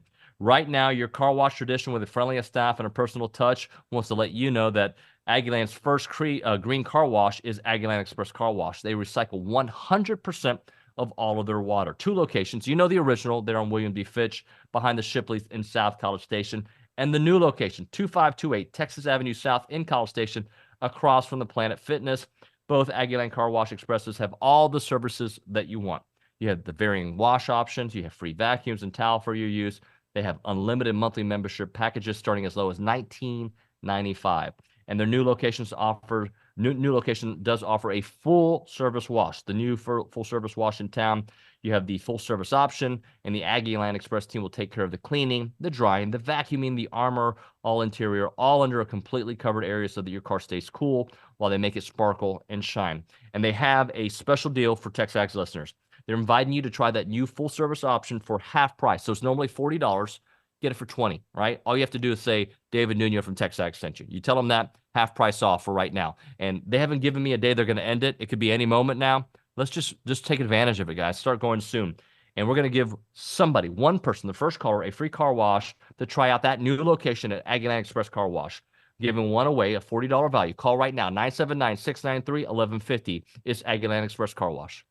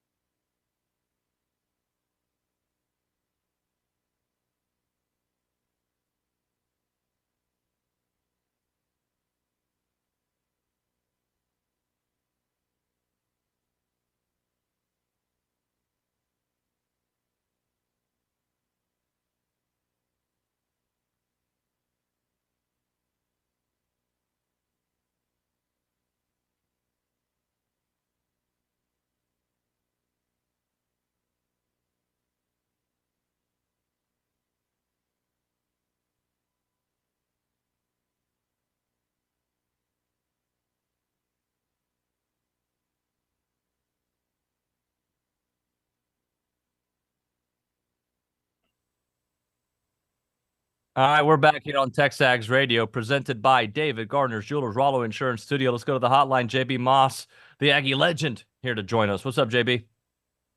Good morning, my friend. How we doing? I'm good, man. I'm good. I am. It's weird. And tell me if you get this vibe, JB. I'm really calm about Aggie baseball, even though everything we've seen happen to them over the last few days, with Braden going down. I'm sad. I wish it didn't happen. Shane's injury, we're still a TBD, but we fear the worst there, unfortunately. But I still feel really good about the trajectory of where this team, and I still think they can win it all. Yeah, I'd have to say that I feel the same way. Certainly, incredibly disappointed at the injury to Braden and Shane. I mean, there's no other way around it. Those are two complete gut punches. But this team is very deep. They're deep on the mound. They're deep in the batting order. We saw that firsthand with Caden Kent stepping up, and certainly other guys stepping up on the mound. So, you can't help but have confidence. There's only 8 teams left, so everybody's got a shot. Talking to JB Moss here on TexAgs Radio, presented by David Gardner's Jewelers, Rollo Insurance Studio. So one of the comments that OB made at the top of the show is, if the guys play the way they play, they can win it all, right? Like, we're not asking for, look, these are the best teams in the country, all playing at a high level at this point. But if A&M just does what A&M does, which is typically getting really good starting pitching and getting your Evan Oschenbeck performances and your Chris Cortez moments, and the offense being typical of what they normally do, they should be able to be one of the 2-3 final teams left. Yeah, I think OB is 100% correct. I mean, look, the proof is in the pudding at this point, guys. I mean, you're talking about a team that has 49 wins, 19 conference wins. Really, all they've done all year is win. And so there's only 8 teams left. They're the number 3 national seed. And even though we took a detriment with Braden and with Shane, we certainly still have a chance. If A&M plays their best baseball, I have no doubt that they can compete and still win a national championship. Yeah, there's no doubt about that. How concerned were you with the performance from Ryan Prager? I mean, it wasn't ideal. That's for sure. But look, it's a lot like, I hear Coach Slosh talk about all the time. They call it a batting average for a reason. Well, they call it an earned run average for a reason, right? I mean, look, if you think that Prager is just going to walk through this level of competition and not have any hiccups and not have any bad outings, I mean, you're fooling yourself. So, I mean, by all accounts, I think Ryan Prager was due for a not so great outing. But the good thing is, a lot like Coach Slosh says about Braden, when Braden was going through his slump, he said, that just gives me more confidence that tomorrow Braden's going to have a great day. And I think the same can be said for Ryan. He's a very competitive guy. I'm sure that he doesn't have a great taste in his mouth from his super regional performance. But that just gives me a lot of hope that we're going to see the best Ryan Prager game 1 in Omaha. One of the things I also said this morning, JB, is like, we've known how good Shane Sadeo is. And look, I'm fearing the worst, and I'm not going to speculate, but if he is or isn't available the rest of the way, he kind of emerged over the last month, meaning as a starter, as a starting option, right? So that being said, that means some of these stories are still TBD. Like, somebody else can still emerge and be that guy. What you can have a Justin Lampkin performance, you're like, holy smokes, he's back. Or a Tanner Jones moment, like, okay, there we go. That's the guy that we thought we got this year. David, you're exactly right. And listen, first of all, credit to Shane and his development with Coach Wiener and the staff. And just, I have liked Shane since day one because he's so competitive. I really like that on the mound. He has great pace, great tempo, and just seems like the ultimate competitor. I think that we should prepare ourselves not to see Shane. I think even if it's not a torn UCL, I think that, Coach is not going to risk, any demise to Shane. He's got a bright future ahead of him. And so I certainly prepare on not seeing Shane. But you're exactly right. Look, it's next man up mentality. You hear that in every sport anytime a player goes down, but it's true. The only difference being, David, that some teams can truly adopt the next man up mentality because they're deep enough to do that, and some can't. Good news for A&M, I think they are deep enough and talented enough that it truly will be next man up, and I'm excited to see who that next guy is. Well, and we've already seen it, right? Caden Kent answered the call as the next man up. Yeah, absolutely. I mean, man, that moment for him I had some. I was fortunate enough to have some very special moments in my career at A&M, specifically against Florida in the SEC championship game when we were able to win the SEC title, and that was amazing. And I certainly will never forget that for the rest of my life, and still remember the feeling. But that feeling probably doesn't compare to what Caden was able to experience. I mean, the unbelievable 12th man atmosphere and a huge spot in the season, and in a moment that sent his team to Omaha. I think by all accounts the kid absolutely deserves it. I know he's a hard worker. He's got some grit to him, and just so happy for him. And he's going to be a pivotal role moving forward. That's for sure. Talking to JB Moss here on TexAgs. So the magic of Olsen is the real thing and has been a real thing forever, right? It's not a new thing, obviously. And the great crowds is not a new thing. But I'm just curious, for a former player who experienced some of the highest of highs that this program has seen, what was Sunday night like from a an environment standpoint, from how loud it got? People are comparing it to Kyle Field. Look, it's hard not to have recency bias. Typically, what you talk to former players, and they're going to be pretty biased to whatever era they played in. But to me, honestly, it was number one. I have never experienced Olsen Field like that. It was truly, truly incredible. And I have developed a friendship with Coach Slosh. He's been super welcoming to former players. He's been super inviting. And the relationship that he has with former players is very important to him, and that's something I very much appreciate. And I only say that to bring up that I've exchanged some texts with Slosh, and one thing that I really value and I really appreciate about him is that he sees the true potential of what Texas A&M baseball can be, even when others previously in positions higher than him maybe cannot see. I think that he wants to pack 12,000 Aggies in that stadium. There's no reason that you can't. And I think Slosh has to be credited a lot for the increase in environment that we have seen over there at Olsen. I mean, it's just truly the atmosphere is now second to none, and it's a very special place. And look, I think at the end of the day, he's results driven, and I think that the environment has played a big factor throughout the entire season. And I think we've seen that going 37-3 at home. I mean, it's just absolutely incredible what we've seen at home this year. Yeah, that home dominance and the fact that they did not lose a non-conference game at all. Super regional, regionals, you name it, Texas a couple times. Like, to me, this team is not only SEC battle tested, they are everybody battle tested. Well, they certainly are. And look, I think a few different things. My junior and senior year, we took a whole lot of pride in the non-conference, and especially Tuesday night. First thing, to go through non-conference undefeated is very, very hard to do. I've been on the show with you guys, and I think we maybe lost 2 games in 2 years during the week, in 15 and 16. But just it takes a lot of mental fortitude and a lot of maturity. I think the reason they were able to do that is because this roster is littered with guys who have had experience. So I think they're mentally tough, number one. And then number two, I'm going to point back to the environment, David. I think that, look, when I was at A&M, we didn't get near those kind of crowds on a Tuesday night, outside of maybe hosting Texas.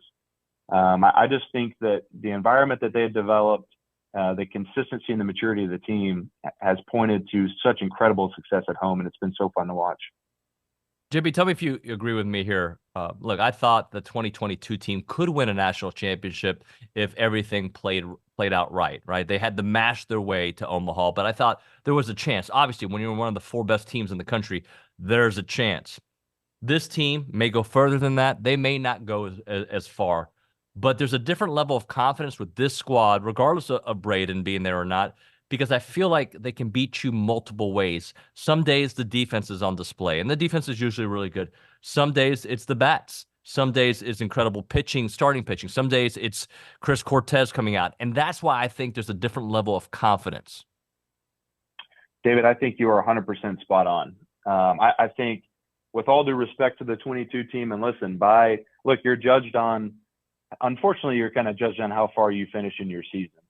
There's been great teams in A&M baseball history who have not made it to Omaha that were probably better talent-wise, to be frank with you, than the 22 team. But listen, they went further than any Texas A&M baseball team has ever gone.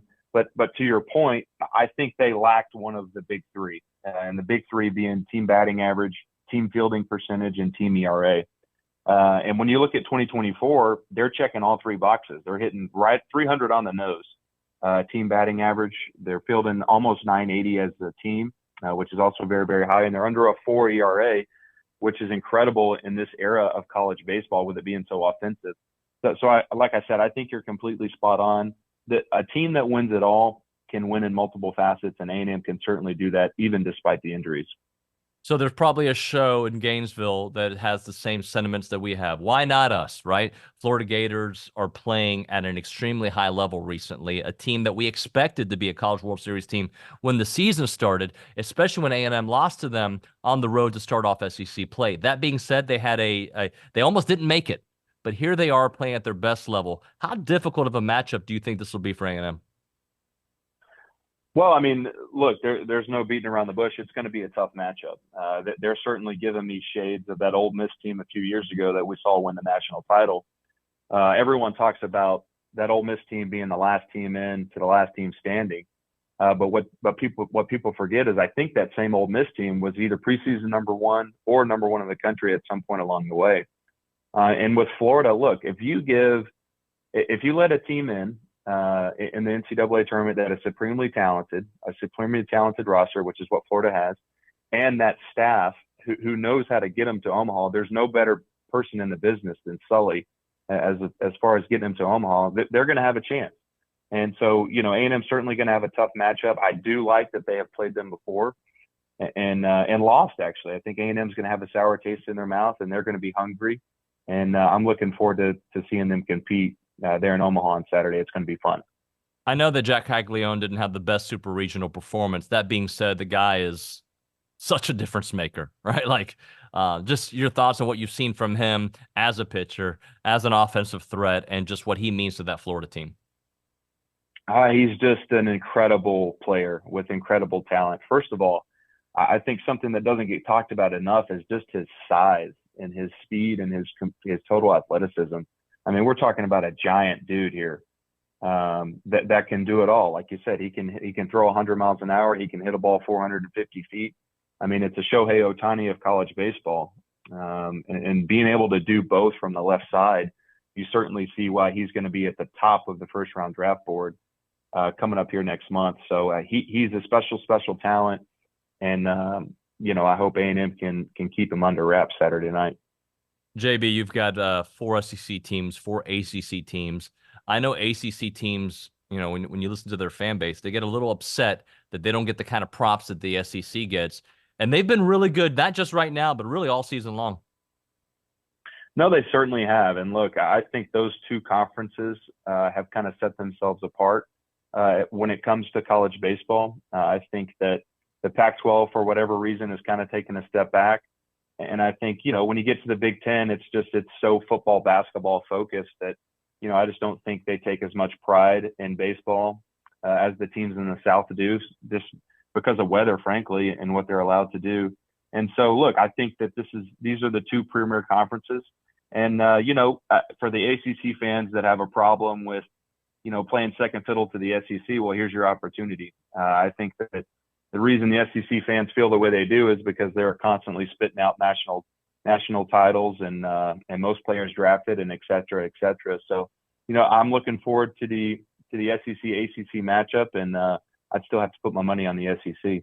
Yeah, I would too. And I kind of want to close out with that, kind of looking at some of these matchups and potential A&M.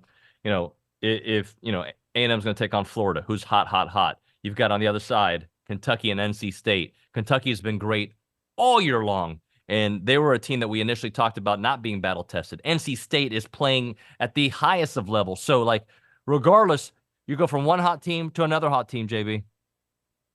Yeah, you certainly are. And look, everyone this time of year, Coach used to tell us when we were at A&M, you're either playing a team that's good, that's hot, or that's both.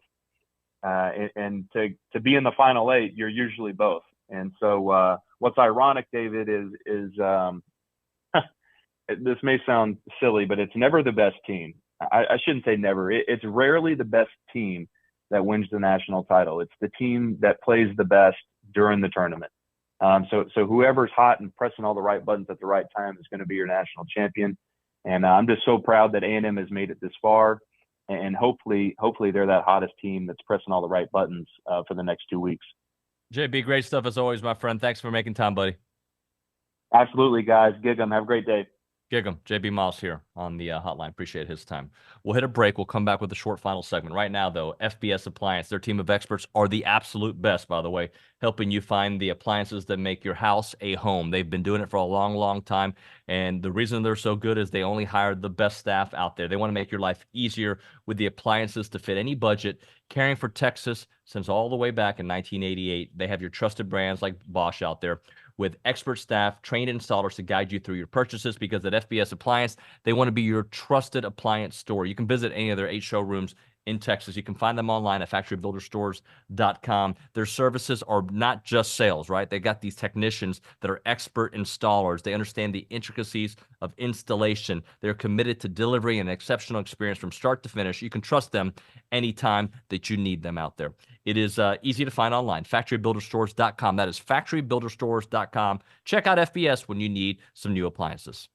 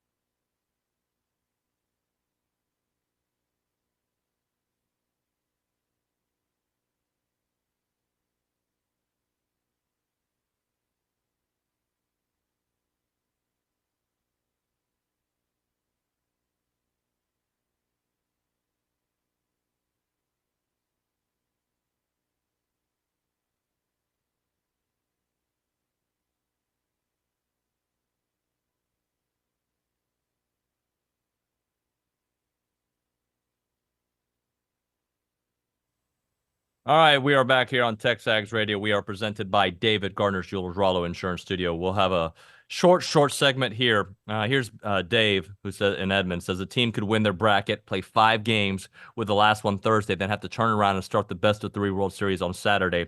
That is just stupid. They're all playing with the same rules, though. Yeah, while I agree with you, Dave, that's just the way it's constructed, and we can complain about it because it's a talk show, but the reality is it is what it is. So just take care of business early, save your arms when you can, and go to win the tournament, as Schloss says. Not win the game, win the tournament, and you have to manage it that way. All right, so hour number 3. We have a lot of stuff going on. We've got Tom Hart from the SEC Network. I believe he was at the Georgia-NC State game yesterday. I believe that's the game he was on. We'll talk to him about that. We'll also talk to Victor Rojas, who was at Olsen Field. He tweeted a lot about the Magic. That, and of course, your text messages at 979-693-1150. You're listening to TexAgs Radio, presented by David Gardner's Jewelers.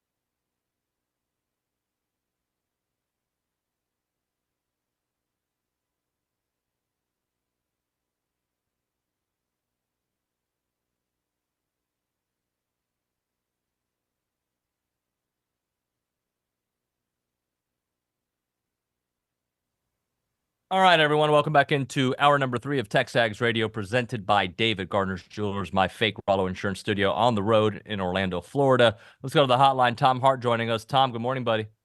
Are you going to go see Mickey Mouse while you're in town? Or maybe, No. Minnie or ride some rides? I will tell you, I'm a little Disneyed out, Tom, as a Disney employee for 10 years of my life, and the unlimited access that you get to Disney World, which was fantastic when I had my kids were young. I reached a point where I just can't do Disney unless they force me to, and my kids are getting to an age where they don't have to go. So I'm just saying I'm hoping that it doesn't come up. Then I have to reach out to one of my friends that works there, like Tom Hart, and ask for some help. But I'm not going there this time. It's the happiest place on earth. It is. Except when parents are screaming at each other as they push strollers in 90-degree heat and 110% humidity because they missed their fast pass to get on the mine train. Otherwise, it is the happiest place on earth. It's great when it's not 117 degrees and a million people waiting on the same ride that you want to do, and you want to do the Jedi little ride for a little bit and hope that nobody's in line, but everybody's in line. Yeah, I know exactly what you're talking about. Here's my pro tip for anybody going to the Magic Kingdom over the course of this summer. Even though your kids may be a little old for it, and you think to yourself, we don't need to do Small World. Okay, there's other better rides than Small World. It's air conditioned and it's nostalgic. And if you just need, as a dad, to sit in that little boat and close your eyes and hear the song and enjoy the cool air, it's a go-to, and it could be a lifesaver for you. Tom, actually, I have another pro tip, and I don't recommend doing this, but this did happen to us 2 years ago. The last time we went to Disney, we had just the exact same soccer tournament we were at in Atlanta, so we made the drive down to Orlando afterwards. But my son, in the first 5 minutes of his first showcase game, broke his wrist. Had to go to so he was in the worst mood. And we show up to Disney and we're waiting in this long line. I go, you know what? I'm going to just go talk to the folks there at customer service. And they put us on the fastest of fast passes. I'm not recommending your kid have to have surgery on vacation to be able to go through quickly at Disney World. But if it happens, there's an option as well. If you run into a company like Disney that treats customer service like it is the most important thing, take advantage of it. Tell them, answer honestly if you're not having the best of times, if something was wrong with your hotel room or the food or the lines. They want you to go back to College Station or Houston or Denver or Orlando or Cedar Rapids and tell everybody it was great. And so they'll do everything. They'll bend over backwards for you. That's my other pro tip. I'm not afraid to ask, hey, could be better if we could get, a hookup over here. Boom, they get it. They do. They are great. Let's talk about some baseball, because you were at an electric game last night. Talk a little bit about that. Yeah, it was the only one that made it to Monday. And I felt like you get to game 3 of a Super, everything that's on the line, and not to dismiss the importance of Omaha, but for some teams, it's just getting to Omaha. And if you go to and barbecue and you're the first one out, you want it to be better, but man, you've reached the pinnacle. And that's saying a lot, and you should take credit for that, and that's awesome. So I feel like when you get to a game 3, the pressure is immense on these guys because they know that they are 27 outs away from an experience they'll never forget. NC State was a team that, the first 2 games of that Super were total blowouts. NC State won game 1, 18-1. They scored 11 runs in 1 inning. They had 8 consecutive hits to open the second inning. It's Georgia in game 1. Which I'm sure A&M fans were really dialed in on their own Super, so probably didn't notice that. But they're a good team. They're a veteran team. They can hit the snot out of the ball. And Elliot Avent is this old school, this faux country bumpkin who likes to fool you with his all shucks kind of vernacular, but smart as a whip. And he gets his teams playing really well at the end of the year. They were just an average ACC team in the middle of the season. I'm trying to think of an SEC comp. I mean, they were just, they're just kind of pushing their way through, kind of like Alabama maybe over the course of the season, easy to overlook. And then, oddly enough, when they start playing the hardest part of their schedule, they start playing their best baseball. And now they're going to go to Omaha, having won like 18 out of 23 and playing with a lot of confidence. Well, in that, just the beauty or the dangers of Omaha is whoever you play is either elite or elite and super hot. And in the case of Florida, a team that we knew could eventually get there if they were given enough time. They got enough time. They found their way. NC State playing at a ridiculous level. Like, that's what you get in Omaha. Well, and I think this field especially is absolutely stacked. You know, there are favorites, and I think Tennessee, for a lot of good reasons, is a favorite, even though I think that the entire tournament could hinge on their first game. And I'll swing back to that in a second. But having 8 teams that played power conference baseball all season and that recruit to it and that have baseball resources, and listen, nothing against Oral Roberts, right? And any team can play well in a moment. And I think if Evansville would have made it there, they would have been an incredible story. And we've seen, heck, Fresno State won the whole thing as a 4 seed, I think, in 2008. So that's possible. But really, usually what happens is those types of teams are simply happy to be there, and they peter out or they don't have the pitching, and they get in the losers bracket, and it makes it really hard. But I think these are all teams that are capable of even winning by going through the losers bracket. Now, obviously, there's huge advantages for others, but I think that first game between Florida State and Tennessee, which I believe is Friday night, could determine the entire tournament because Florida State's ace is a real dude, Jamie Arnold. He can throw. He has the potential to shut down that Tennessee attack. Tennessee obviously is built for their home ballpark, and they've had offensive struggles historically in the big park in Omaha, weather dependent. And so if you push Tennessee into the losers bracket, it changes it for everybody. And I think it opens up a lot of different avenues for a lot of different teams. And that, that could depend on one guy on the mound for Florida State who could get that done and open up a path for 7 other teams to realistically have a shot to knock off whoever's in front of them and make it deep and make a deep run. Otherwise, I think Tennessee would be the betting. They probably are the betting favorite, but I think they'd be the favorite among people who know. Tom, the magic of Olsen is real. You've seen it firsthand. This past weekend was ridiculous. Just thoughts on I don't know if you were able to watch the game live, but just how A&M was able to maneuver their way through some very difficult and testing moments. Well, I'm sure you've already talked about it, but I want to get from you where we stand with some of these injuries. The Braden Montgomery one is just heartbreaking. I mean, man, oh man, to go into Omaha without that guy, he's been there before wearing a different uniform, had an opportunity. You want the best players on the biggest stage. And then before you can feel sorry for yourself, and I thought Schloss talked about it perfectly when you make up that lineup card, like you can't take it personal and you got to be ready.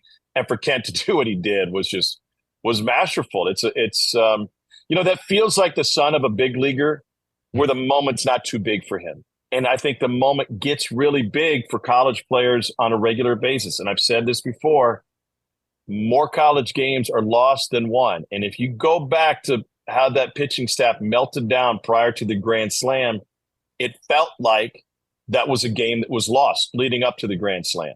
Now that's a lot of things that A&M can take credit for. Number one, we've talked about their on-base percentage all year and their patient approach. You got to throw me a strike. And when you do, I'm going to try to maul that thing.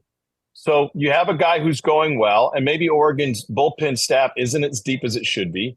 They leave him in a couple batters too long. The next guy can't get it done. And then, boom, bubbles. I mean, I thought it was just magical. It was a great weekend for college baseball and a great couple of weeks. And I'm going to have Victor Rojas on next. And it's so great having him in the sport because he's a guy who knows baseball at every level through and through.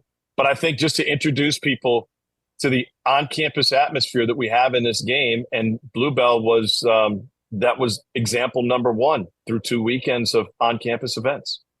Tom, I don't mean to have maroon goggles when I say this.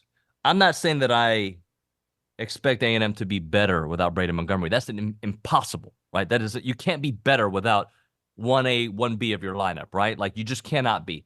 That being said, I still have confidence in this team can get it done because the way they've gotten it done with good pitching, good timely pitching, good relief pitching, with timely hits, with Caden Kents and Jackson Appels and Hayden Schatz also carrying the load. And I would say all these other hot teams that are out there, I still think A&M without Braden Montgomery has just as talented of a roster or more than the teams that are left. I don't disagree with you, and I won't disagree with you. My main concern, and not to downplay Braden's injury, but what's the latest with Sadeo? Is he going to be available? I have not heard, but it didn't look like he would be. Like, just from seeing that situation in the past, and it didn't look that. So in my mind, I'm like, you gotta plan without him, and if you get him back, great. So here's how that impacts my line of thinking. I believe when you get to Omaha, pitching is more important than hitting. I believe pitching depth is the most important thing. Now, Florida in 2017 really went through with two starting pitchers, Brady Singer and Alex Faedo. And when you win and you stay on the winner's side, man, it takes a lot of pressure off of you. You can use your best pieces. You can use them in matchup situations. You can plan out a bullpen. If you lose a game and all of a sudden the games start piling on top of each other and you've already been through the grind, it's not that A&M doesn't have the depth for that. And by the way, nobody does. But what it does to you is it puts you in a scenario where, like Caden Kent, somebody who hasn't delivered has to step up in a big moment. And it might be one batter. It might be a half inning. It might be a reliever who gets a chance to start, who gives you 5 incredible innings. That's kind of the magic of the game. And because they're not pros, and because there's not a AAA team where you can call guys up, there's no taxi squad, then that's kind of the secret to success in all college sports, but especially college baseball, where the season is so long. And a key player, the guy who's on the mound, could be your best player on the team. He could be your 18th best player. But in that moment, he's got to pitch like he's the best. All fair assessments. And I guess my only response to that is, yeah, I mean, it sucks. Shane Sadeo was pitching at a very high level. A month ago, though, he was not a starting pitcher for this team, right? He was in relief. So you're going to miss him regardless. And there have been times this season where Justin Lampkin has been really good. There have been times when Tanner Jones has been really good. Now, most recently, not so good, right? So you're going to need those guys to find their way. So there's huge obstacles, no doubt. But if Tanner Jones can have one more outing like that, and Justin Lampkin can have one more outing like that, and you are on the winner's side of the bracket, then why not? It's like if you put your house on the market, right? You don't need 20 buyers interested. Right. You just need one, right? You just need one who says, yeah, I'll pay that price and I'll buy that house. You're not asking these guys to go out and pitch for the next month, right? You got 2 weeks to win a national championship, really a week and a half. You're asking them to put together their best outing of the year, what they're capable of the next time they get the ball. Yeah, I mean, I got Tennessee 1A and A&M 1B. I wish A&M was healthy, but those are the moments you live for. Everybody who sat there and said, I wish I had an opportunity, or I wish my name was in the lineup card, or I wish I could get on the rubber. You're going to have that chance, and you're going to have it in a big moment. And I go back to this approach. There are some offenses I think that are really built for this ballpark, and the weather plays a big factor, whether the wind is blowing in or blowing out and how it plays. But if it's neutral or blowing in, man, you better get on base.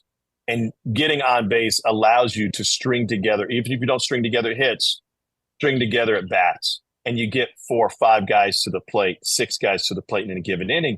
If you get a couple of walks and then a base hit, then another walk, then another base hit. I mean, that's how they won the game against Oregon, right? Like, we focus on the grand slam, and that was a huge moment, and it was awesome.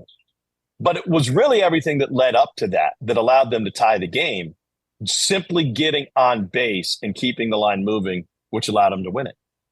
Tom, we got some really cool characters that are coaches in college baseball. We are so blessed to have Schloss here.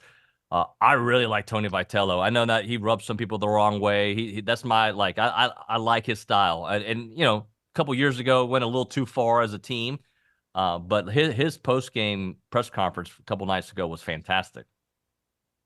I love it. I mean, he wanted to define success and what it means. And first of all, it started because he is a coach that 100% has the back of his players. He considers himself a player. He kind of says that. Like, during BP, he's out there shagging with them, and he's protecting the guys as they warm up with a glove in his hand. And he is as dialed in as any coach, like immediate pregame, that I've ever seen. Some coaches are different, but he is uber focused and highly competitive.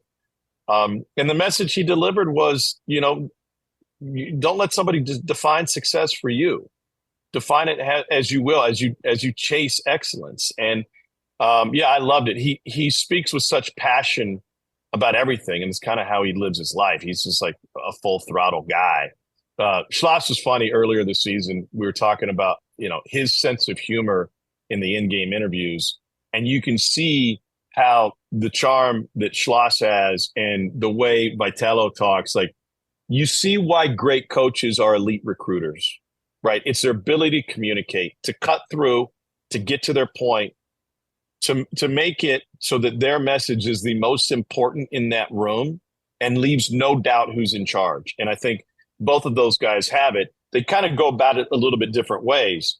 But as competitors, they have, and Elliot Ava at North Carolina State is, he's one of those characters, man. And they're going to be a big story in Omaha based on how things ended for them in 21 when they had NCAA. And the short story is they didn't have enough guys vaccinated to go through the rigors of daily testing. But at the same time, the NCAA changed its process and protocols on them and moved the goalposts in the middle of the tournament and finally came to them and said, you're done. You can't play anymore, even though they had enough guys who had tested negative to be on the field.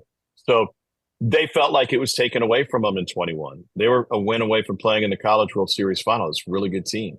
This team, I don't think is that good, but I think that storyline, it's one that's very intriguing for a guy who's been coaching for 38 years and is probably on his last run.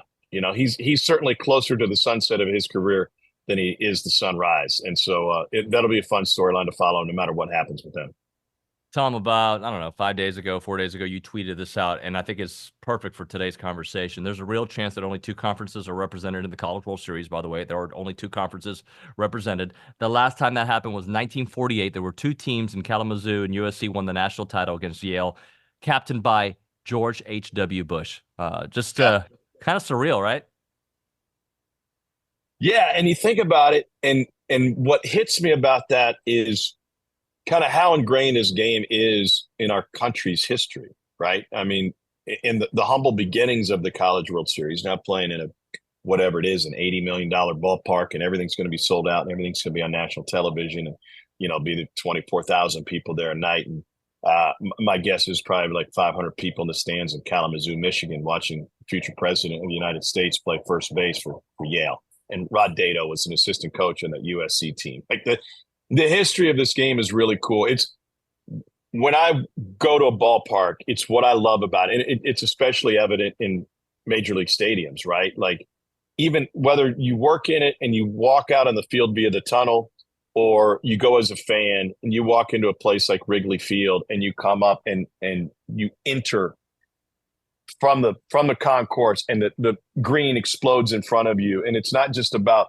that moment and you watching that game, but it's really easy and not sappy to think about the hundreds of thousands of people that have come before you and the people that are walking through that same tunnel 50, 60, 80 years ago at Wrigley Field or 100 years ago at Fenway Park. And I think that's a really cool tradition. And it's fun for me to hear from, guys who are my age or older who played college baseball, who are college baseball fans, who are watching these games, and whether their team is in it or not, guys who lived it. So I think that's really cool. Talking to Tom Hart here on TexAgs Radio. Tom, last thing for you. So most of our audience pays attention to SEC baseball and Aggie baseball specifically. But this North Carolina-Virginia matchup, I think it could be a really good one. For those who haven't been paying attention, both North Carolina schools are hot. Yeah.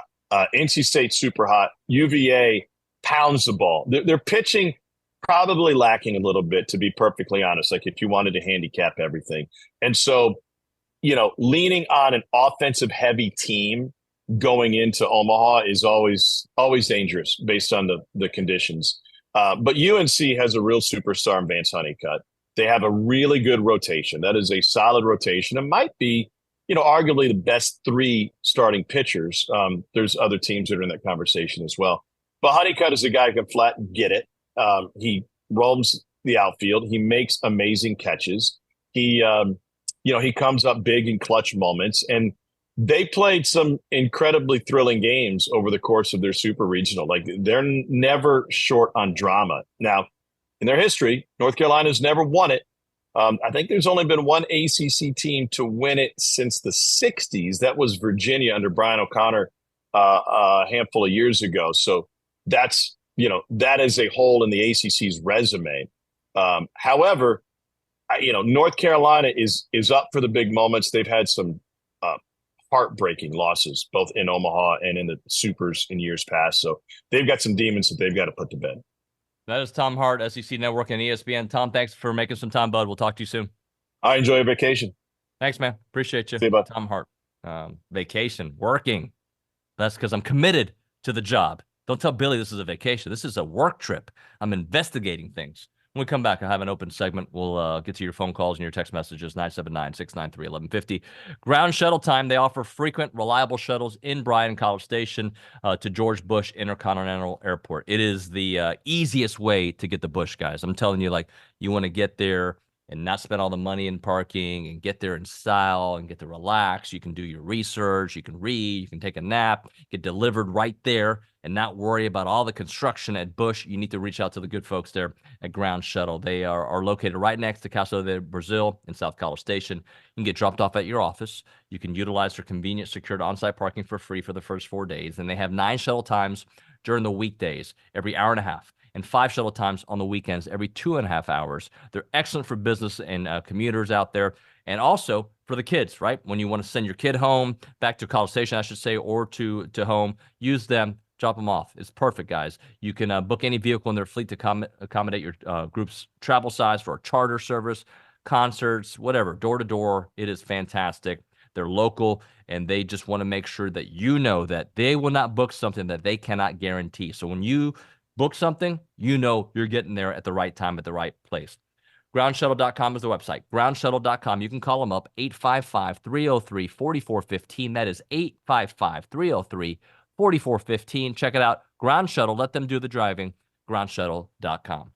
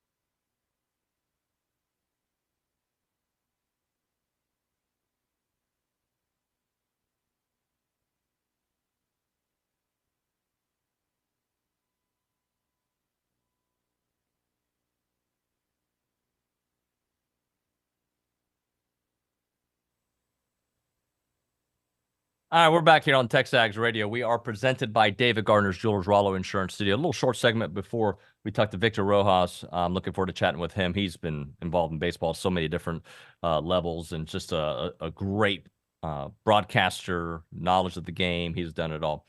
Let's look at this. Let's look at the 2024 preseason all-transfer portal team. And the reason I wanted to bring this up, this is from On3, by the way, Jesse Simonton.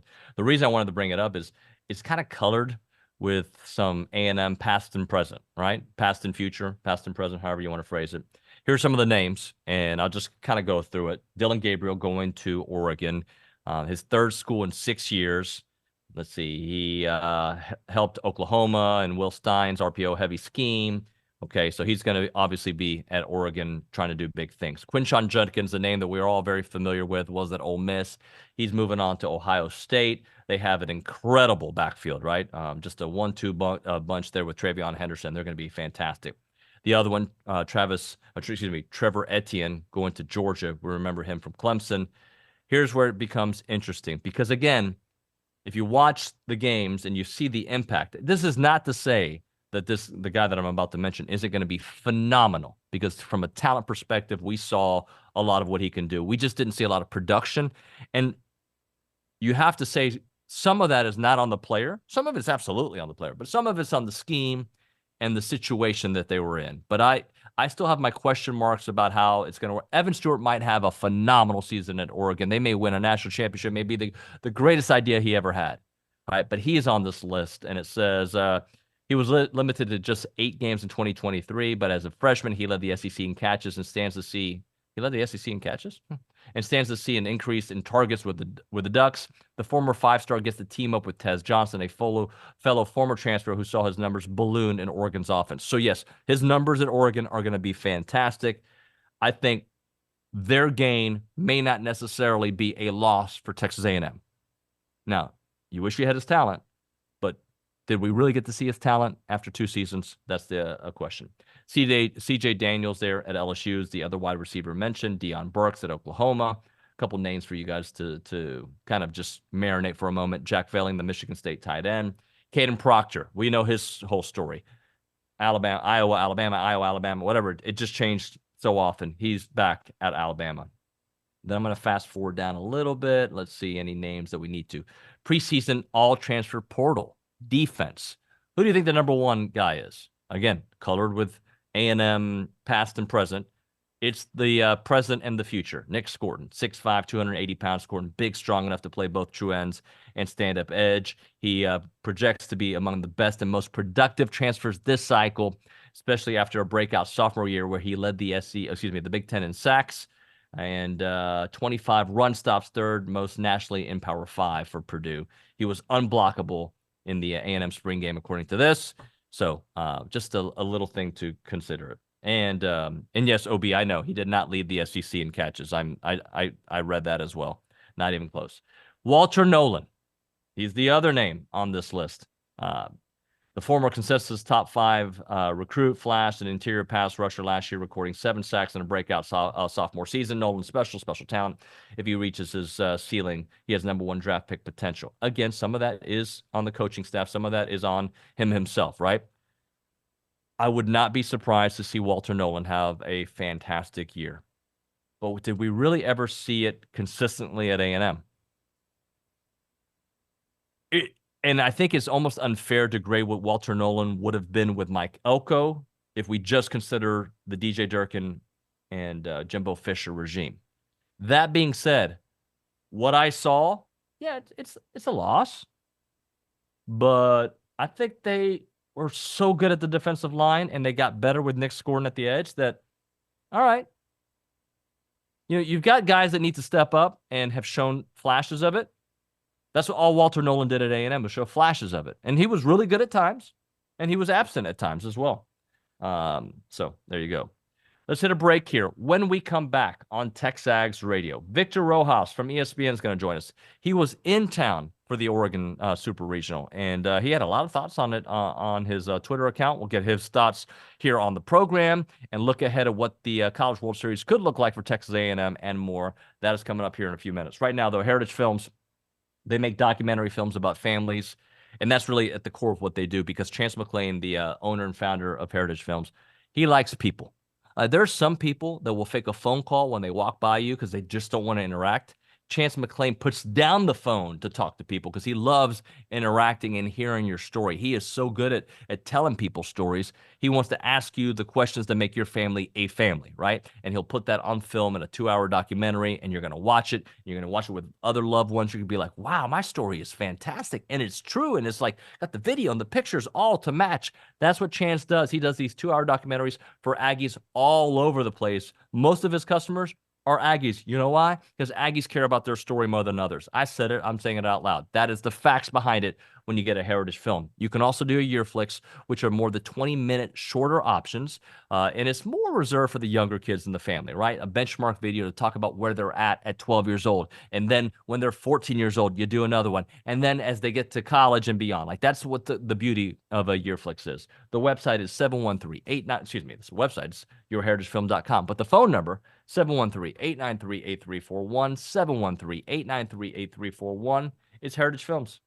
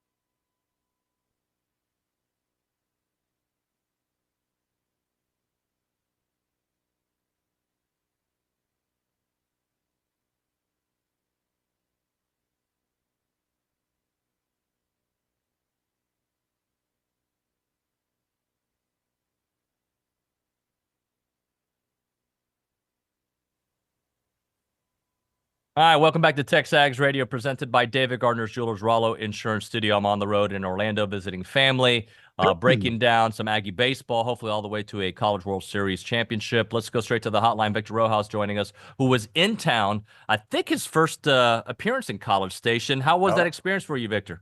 It was awesome. I didn't know what to expect. It was a little bit bigger town than I anticipated. You know, I live in North Texas.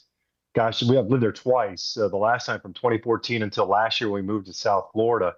And, you know, I'd heard all the things about Bryan-College Station and the like, and I thought it was a small college town, but it surprised me. The size of the campus, everything about it was fantastic. Had a great weekend.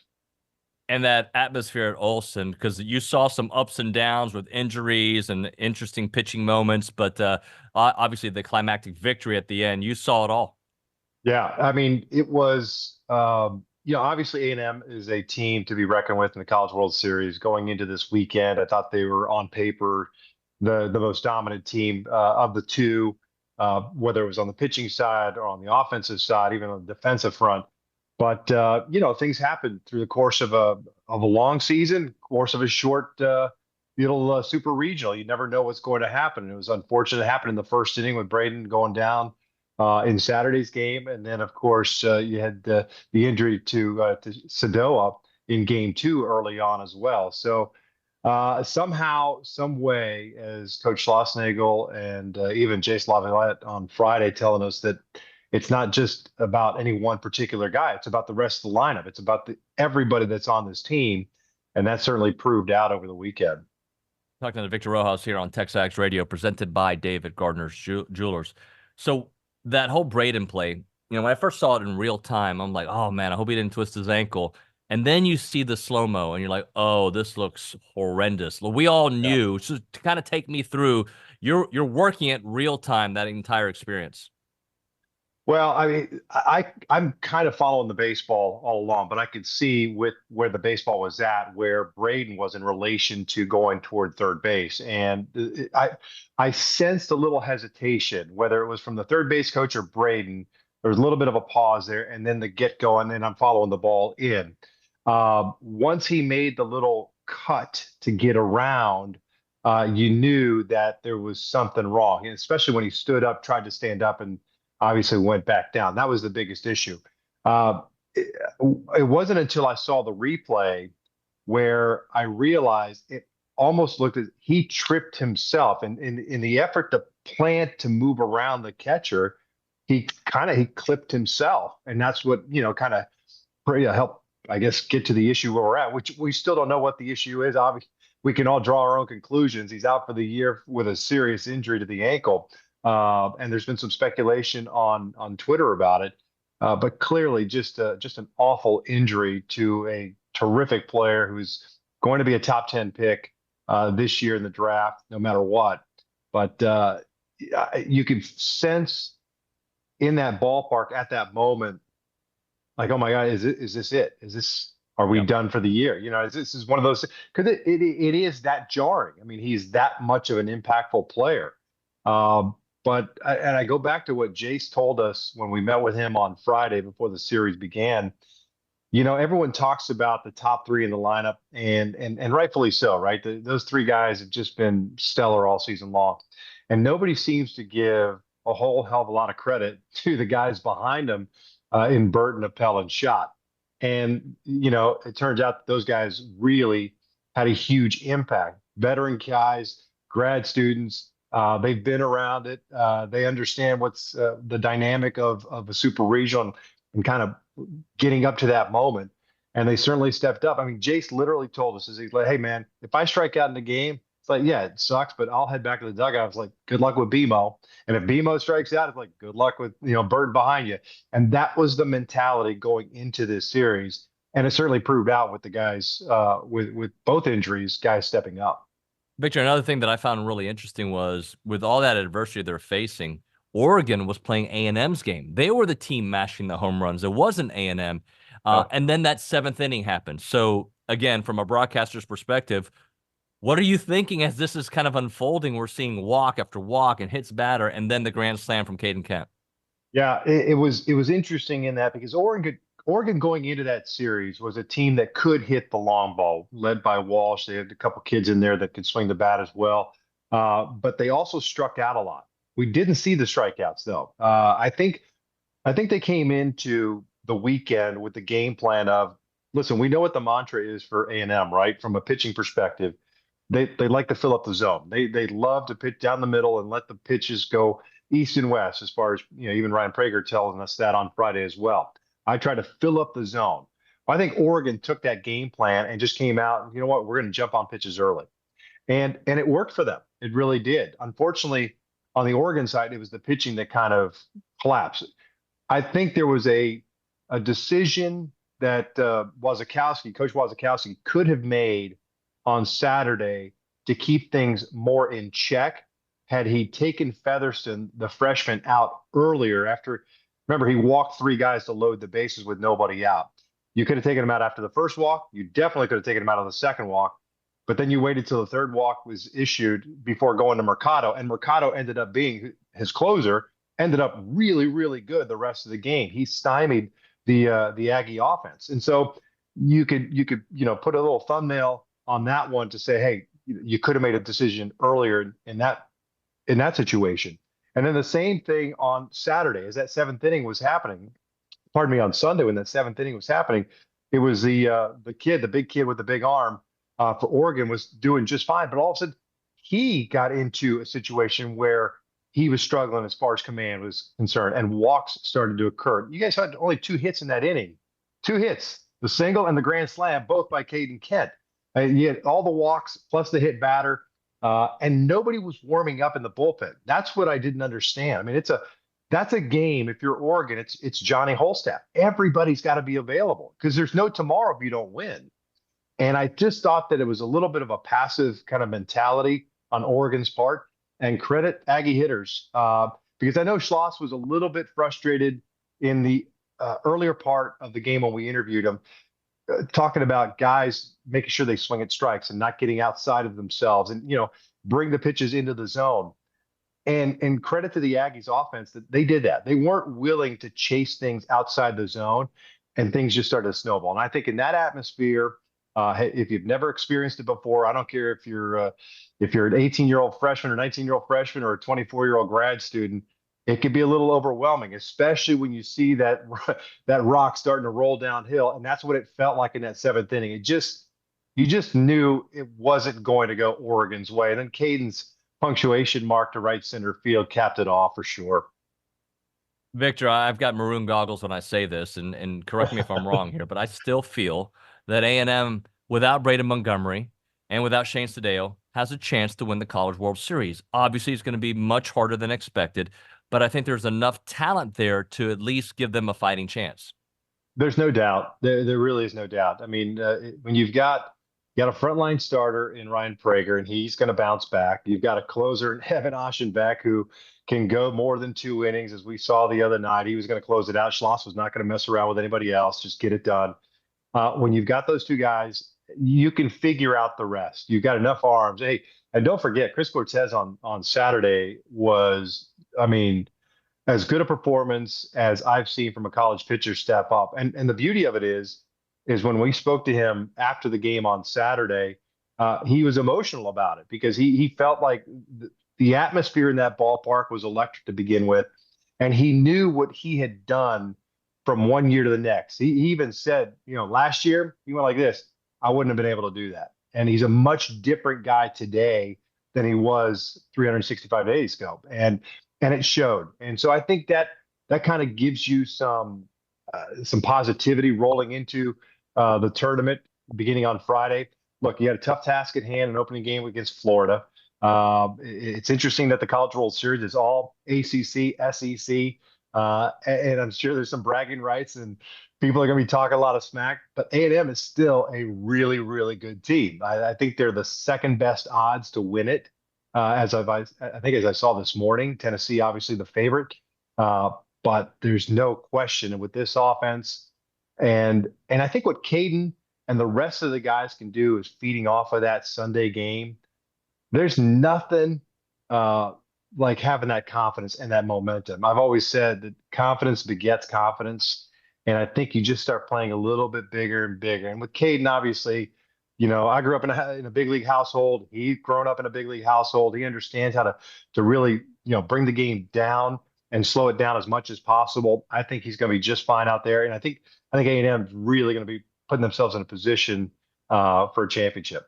Rich, I want to close out with this. I'm glad you brought up the major league household that you grew up in. Before the segment, we were going back and forth about our Cuban heritage. Can you kind of take me through your family's journey to the States and then your career, which I know recently was with Frisco, but you'd kind of been everywhere. Yeah, I have been everywhere. I'm jack of all trades, master of none, as I like to say. Dad, mom, both from Cuba. They came here in the early 60s with everything going on the island. And, for my dad, he was already signed in the Reds organization. So his professional playing career had already started.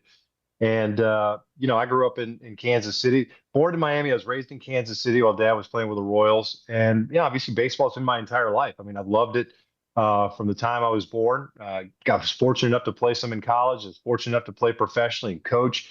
And then I got into, the front office side, which is where I thought I wanted to go. And I did that for a number of years before I, at 31 years of age, said, I want to try my hand at broadcasting. And never done it before, didn't go to school for it. And I got lucky. I did 2 years in independent ball and then 18 years in the big leagues. Left a couple of years ago because my wife was having some health issues, plus the opportunity to run the Frisco franchise for 2 seasons was great. And now I'm kind of in this kind of limbo purgatory, whatever you want to call it, of trying to figure out what I want to do next. I love calling college baseball. ESPN has given me the opportunity the last 2 seasons to call games. Last year I called the Big 12 plus a regional. This year I got the Super Regional as well, and I'm hooked. I mean, I sent the text yesterday when I was flying back to Scott Gustafson at ESPN and say, "Hey man, if you need me full time, I'm ready to roll." Because I listen. I love big league baseball. There's no doubt about it. But college baseball, the amateur side is, well, what we still now call amateur baseball is it's just electric. It really is. It's a different animal. There's still these unbelievable storylines because you never know when something's going to happen or pop. Chris Cortez stepping out of nowhere and giving you so much length and picking up a victory. Guys making plays in the outfield. Somebody goes down. Caden Kent stuffs up. Those storylines, you don't get those on a daily basis in professional baseball. In college baseball, you do. And I think it's just so much fun. I'm so thankful to having been a part of it and so grateful for everybody and really the hospitality that we witnessed in College Station at Bluebell Park this weekend was just awesome. I told a buddy of mine, "Hey man, if they ever need anybody to work full time in College Station, sign me up. We'd go back to Texas in a heartbeat." That's how much fun it was. I even texted Schloss. I said, and because I know he's got a lot of juice, I just said, "Hey man, love what you're doing with the program," just in case. It's kind of a wink, but it's good stuff going on down there. It's exciting. Plus, whatever the funds that they're going to put towards the facility, that they're going to make it even bigger, better, badder. I think it's awesome, and that place is going to be the standard for college baseball. Victor, we're gonna have to stay in contact, my friend. This was excellent. I really do appreciate the few minutes, and let's do it again. All right. Anytime. Enjoy your time in Florida. Appreciate you, sir. Victor Rojas here at ESPN. Thanks so much for that awesome segment. We'll put that up on, obviously, YouTube and the rest of our social media channels. We'll hit a break here. We'll come back with one final segment. If you want to be a part of the conversation, 979-693-1150. It's TexAgs Radio.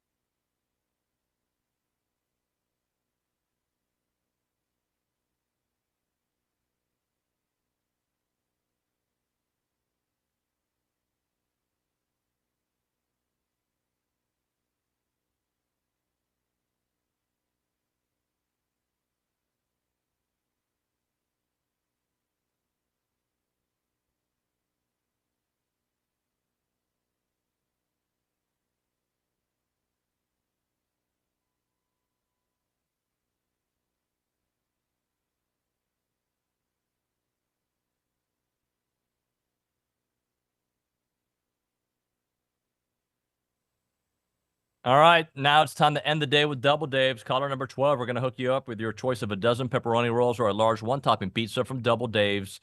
They have been serving Aggieland since 1984 with your favorite pizza and, of course, those world-famous pepperoni rolls. Reliable in-house delivery, bringing piping hot goodness straight to your door. Just click on doubledaves.com and your favorites are on their way. I think I was having a stroke that few seconds. My goodness, my English was so good. All right, let's go to the Angry Elephant News and Social Center. Carson Stein. We got a text there from a former intern, Alex Fragoni, who's been listening. You want to get to that one, Carson? Yes, sir. So they texted the rest of the team, and most importantly, Caden Kent, show that they could step up after losing Braden to injury against a decent Oregon team. However, facing a Florida team that did beat us in the SEC first series of the year with the top 5 prospect in Jack Caglione will be a huge test. Do you think the Bradenless Aggies are up for the task this weekend? Are they up for the task? Yes. Will they do it? I think they can, right? Like, again, maybe it sounds like being super homer when I say this, and I want Nick to chime in here because I don't know if he's going to be able to talk before he leaves for vacation. But, like, to me, they have all the talent to get it done. Yes. That's the quality of their depth. Can they get it done? Absolutely. Will it be more difficult without Shane Sadeo and Brady Montgomery? Absolutely. But do they have enough? Can they get enough starting pitching and get the ball to Evan Ashabak and Chris Cortez and the rest of the crew, Brad Rudis, right? Can they do? Yes, they can. Will they? I mean, would they have done it with Braden and Shane? I still think it would have been hard because that's what you have here. You have the best 8 teams in the country battling, Nick. Yeah, absolutely. And I kind of what I mentioned earlier, just Coach Schlossnagle has said he coaches to win the tournament, not necessarily win games. So it's going to be interesting to see how he gets the ball to Chris Cortez, he's going to ask him, hey, I need X amount of innings from you. Go get it done. And I think he's pitching the best he might ever has in an A&M uniform. At least he did this past weekend. Like you said, going to be hard because you got the 8 best teams in the nation going up to Omaha. They've proven themselves, but A&M's included in that, and they have the weapons to get it done. I have no worries offensively. I think, kind of what we talked about, the question marks are going to be on the mound and who pitches when, but Coach Schlossnagle has done a great job of managing that staff all season, and I have complete confidence that he'll do the same up in Omaha. All right. Tomorrow on the program, John Harris, Pat Henry, Jason Howell, Kendall Rogers. I think we're running out of time, so I'm going to have to say goodbye. Thanks so much for watching and listening. We'll see you mañana.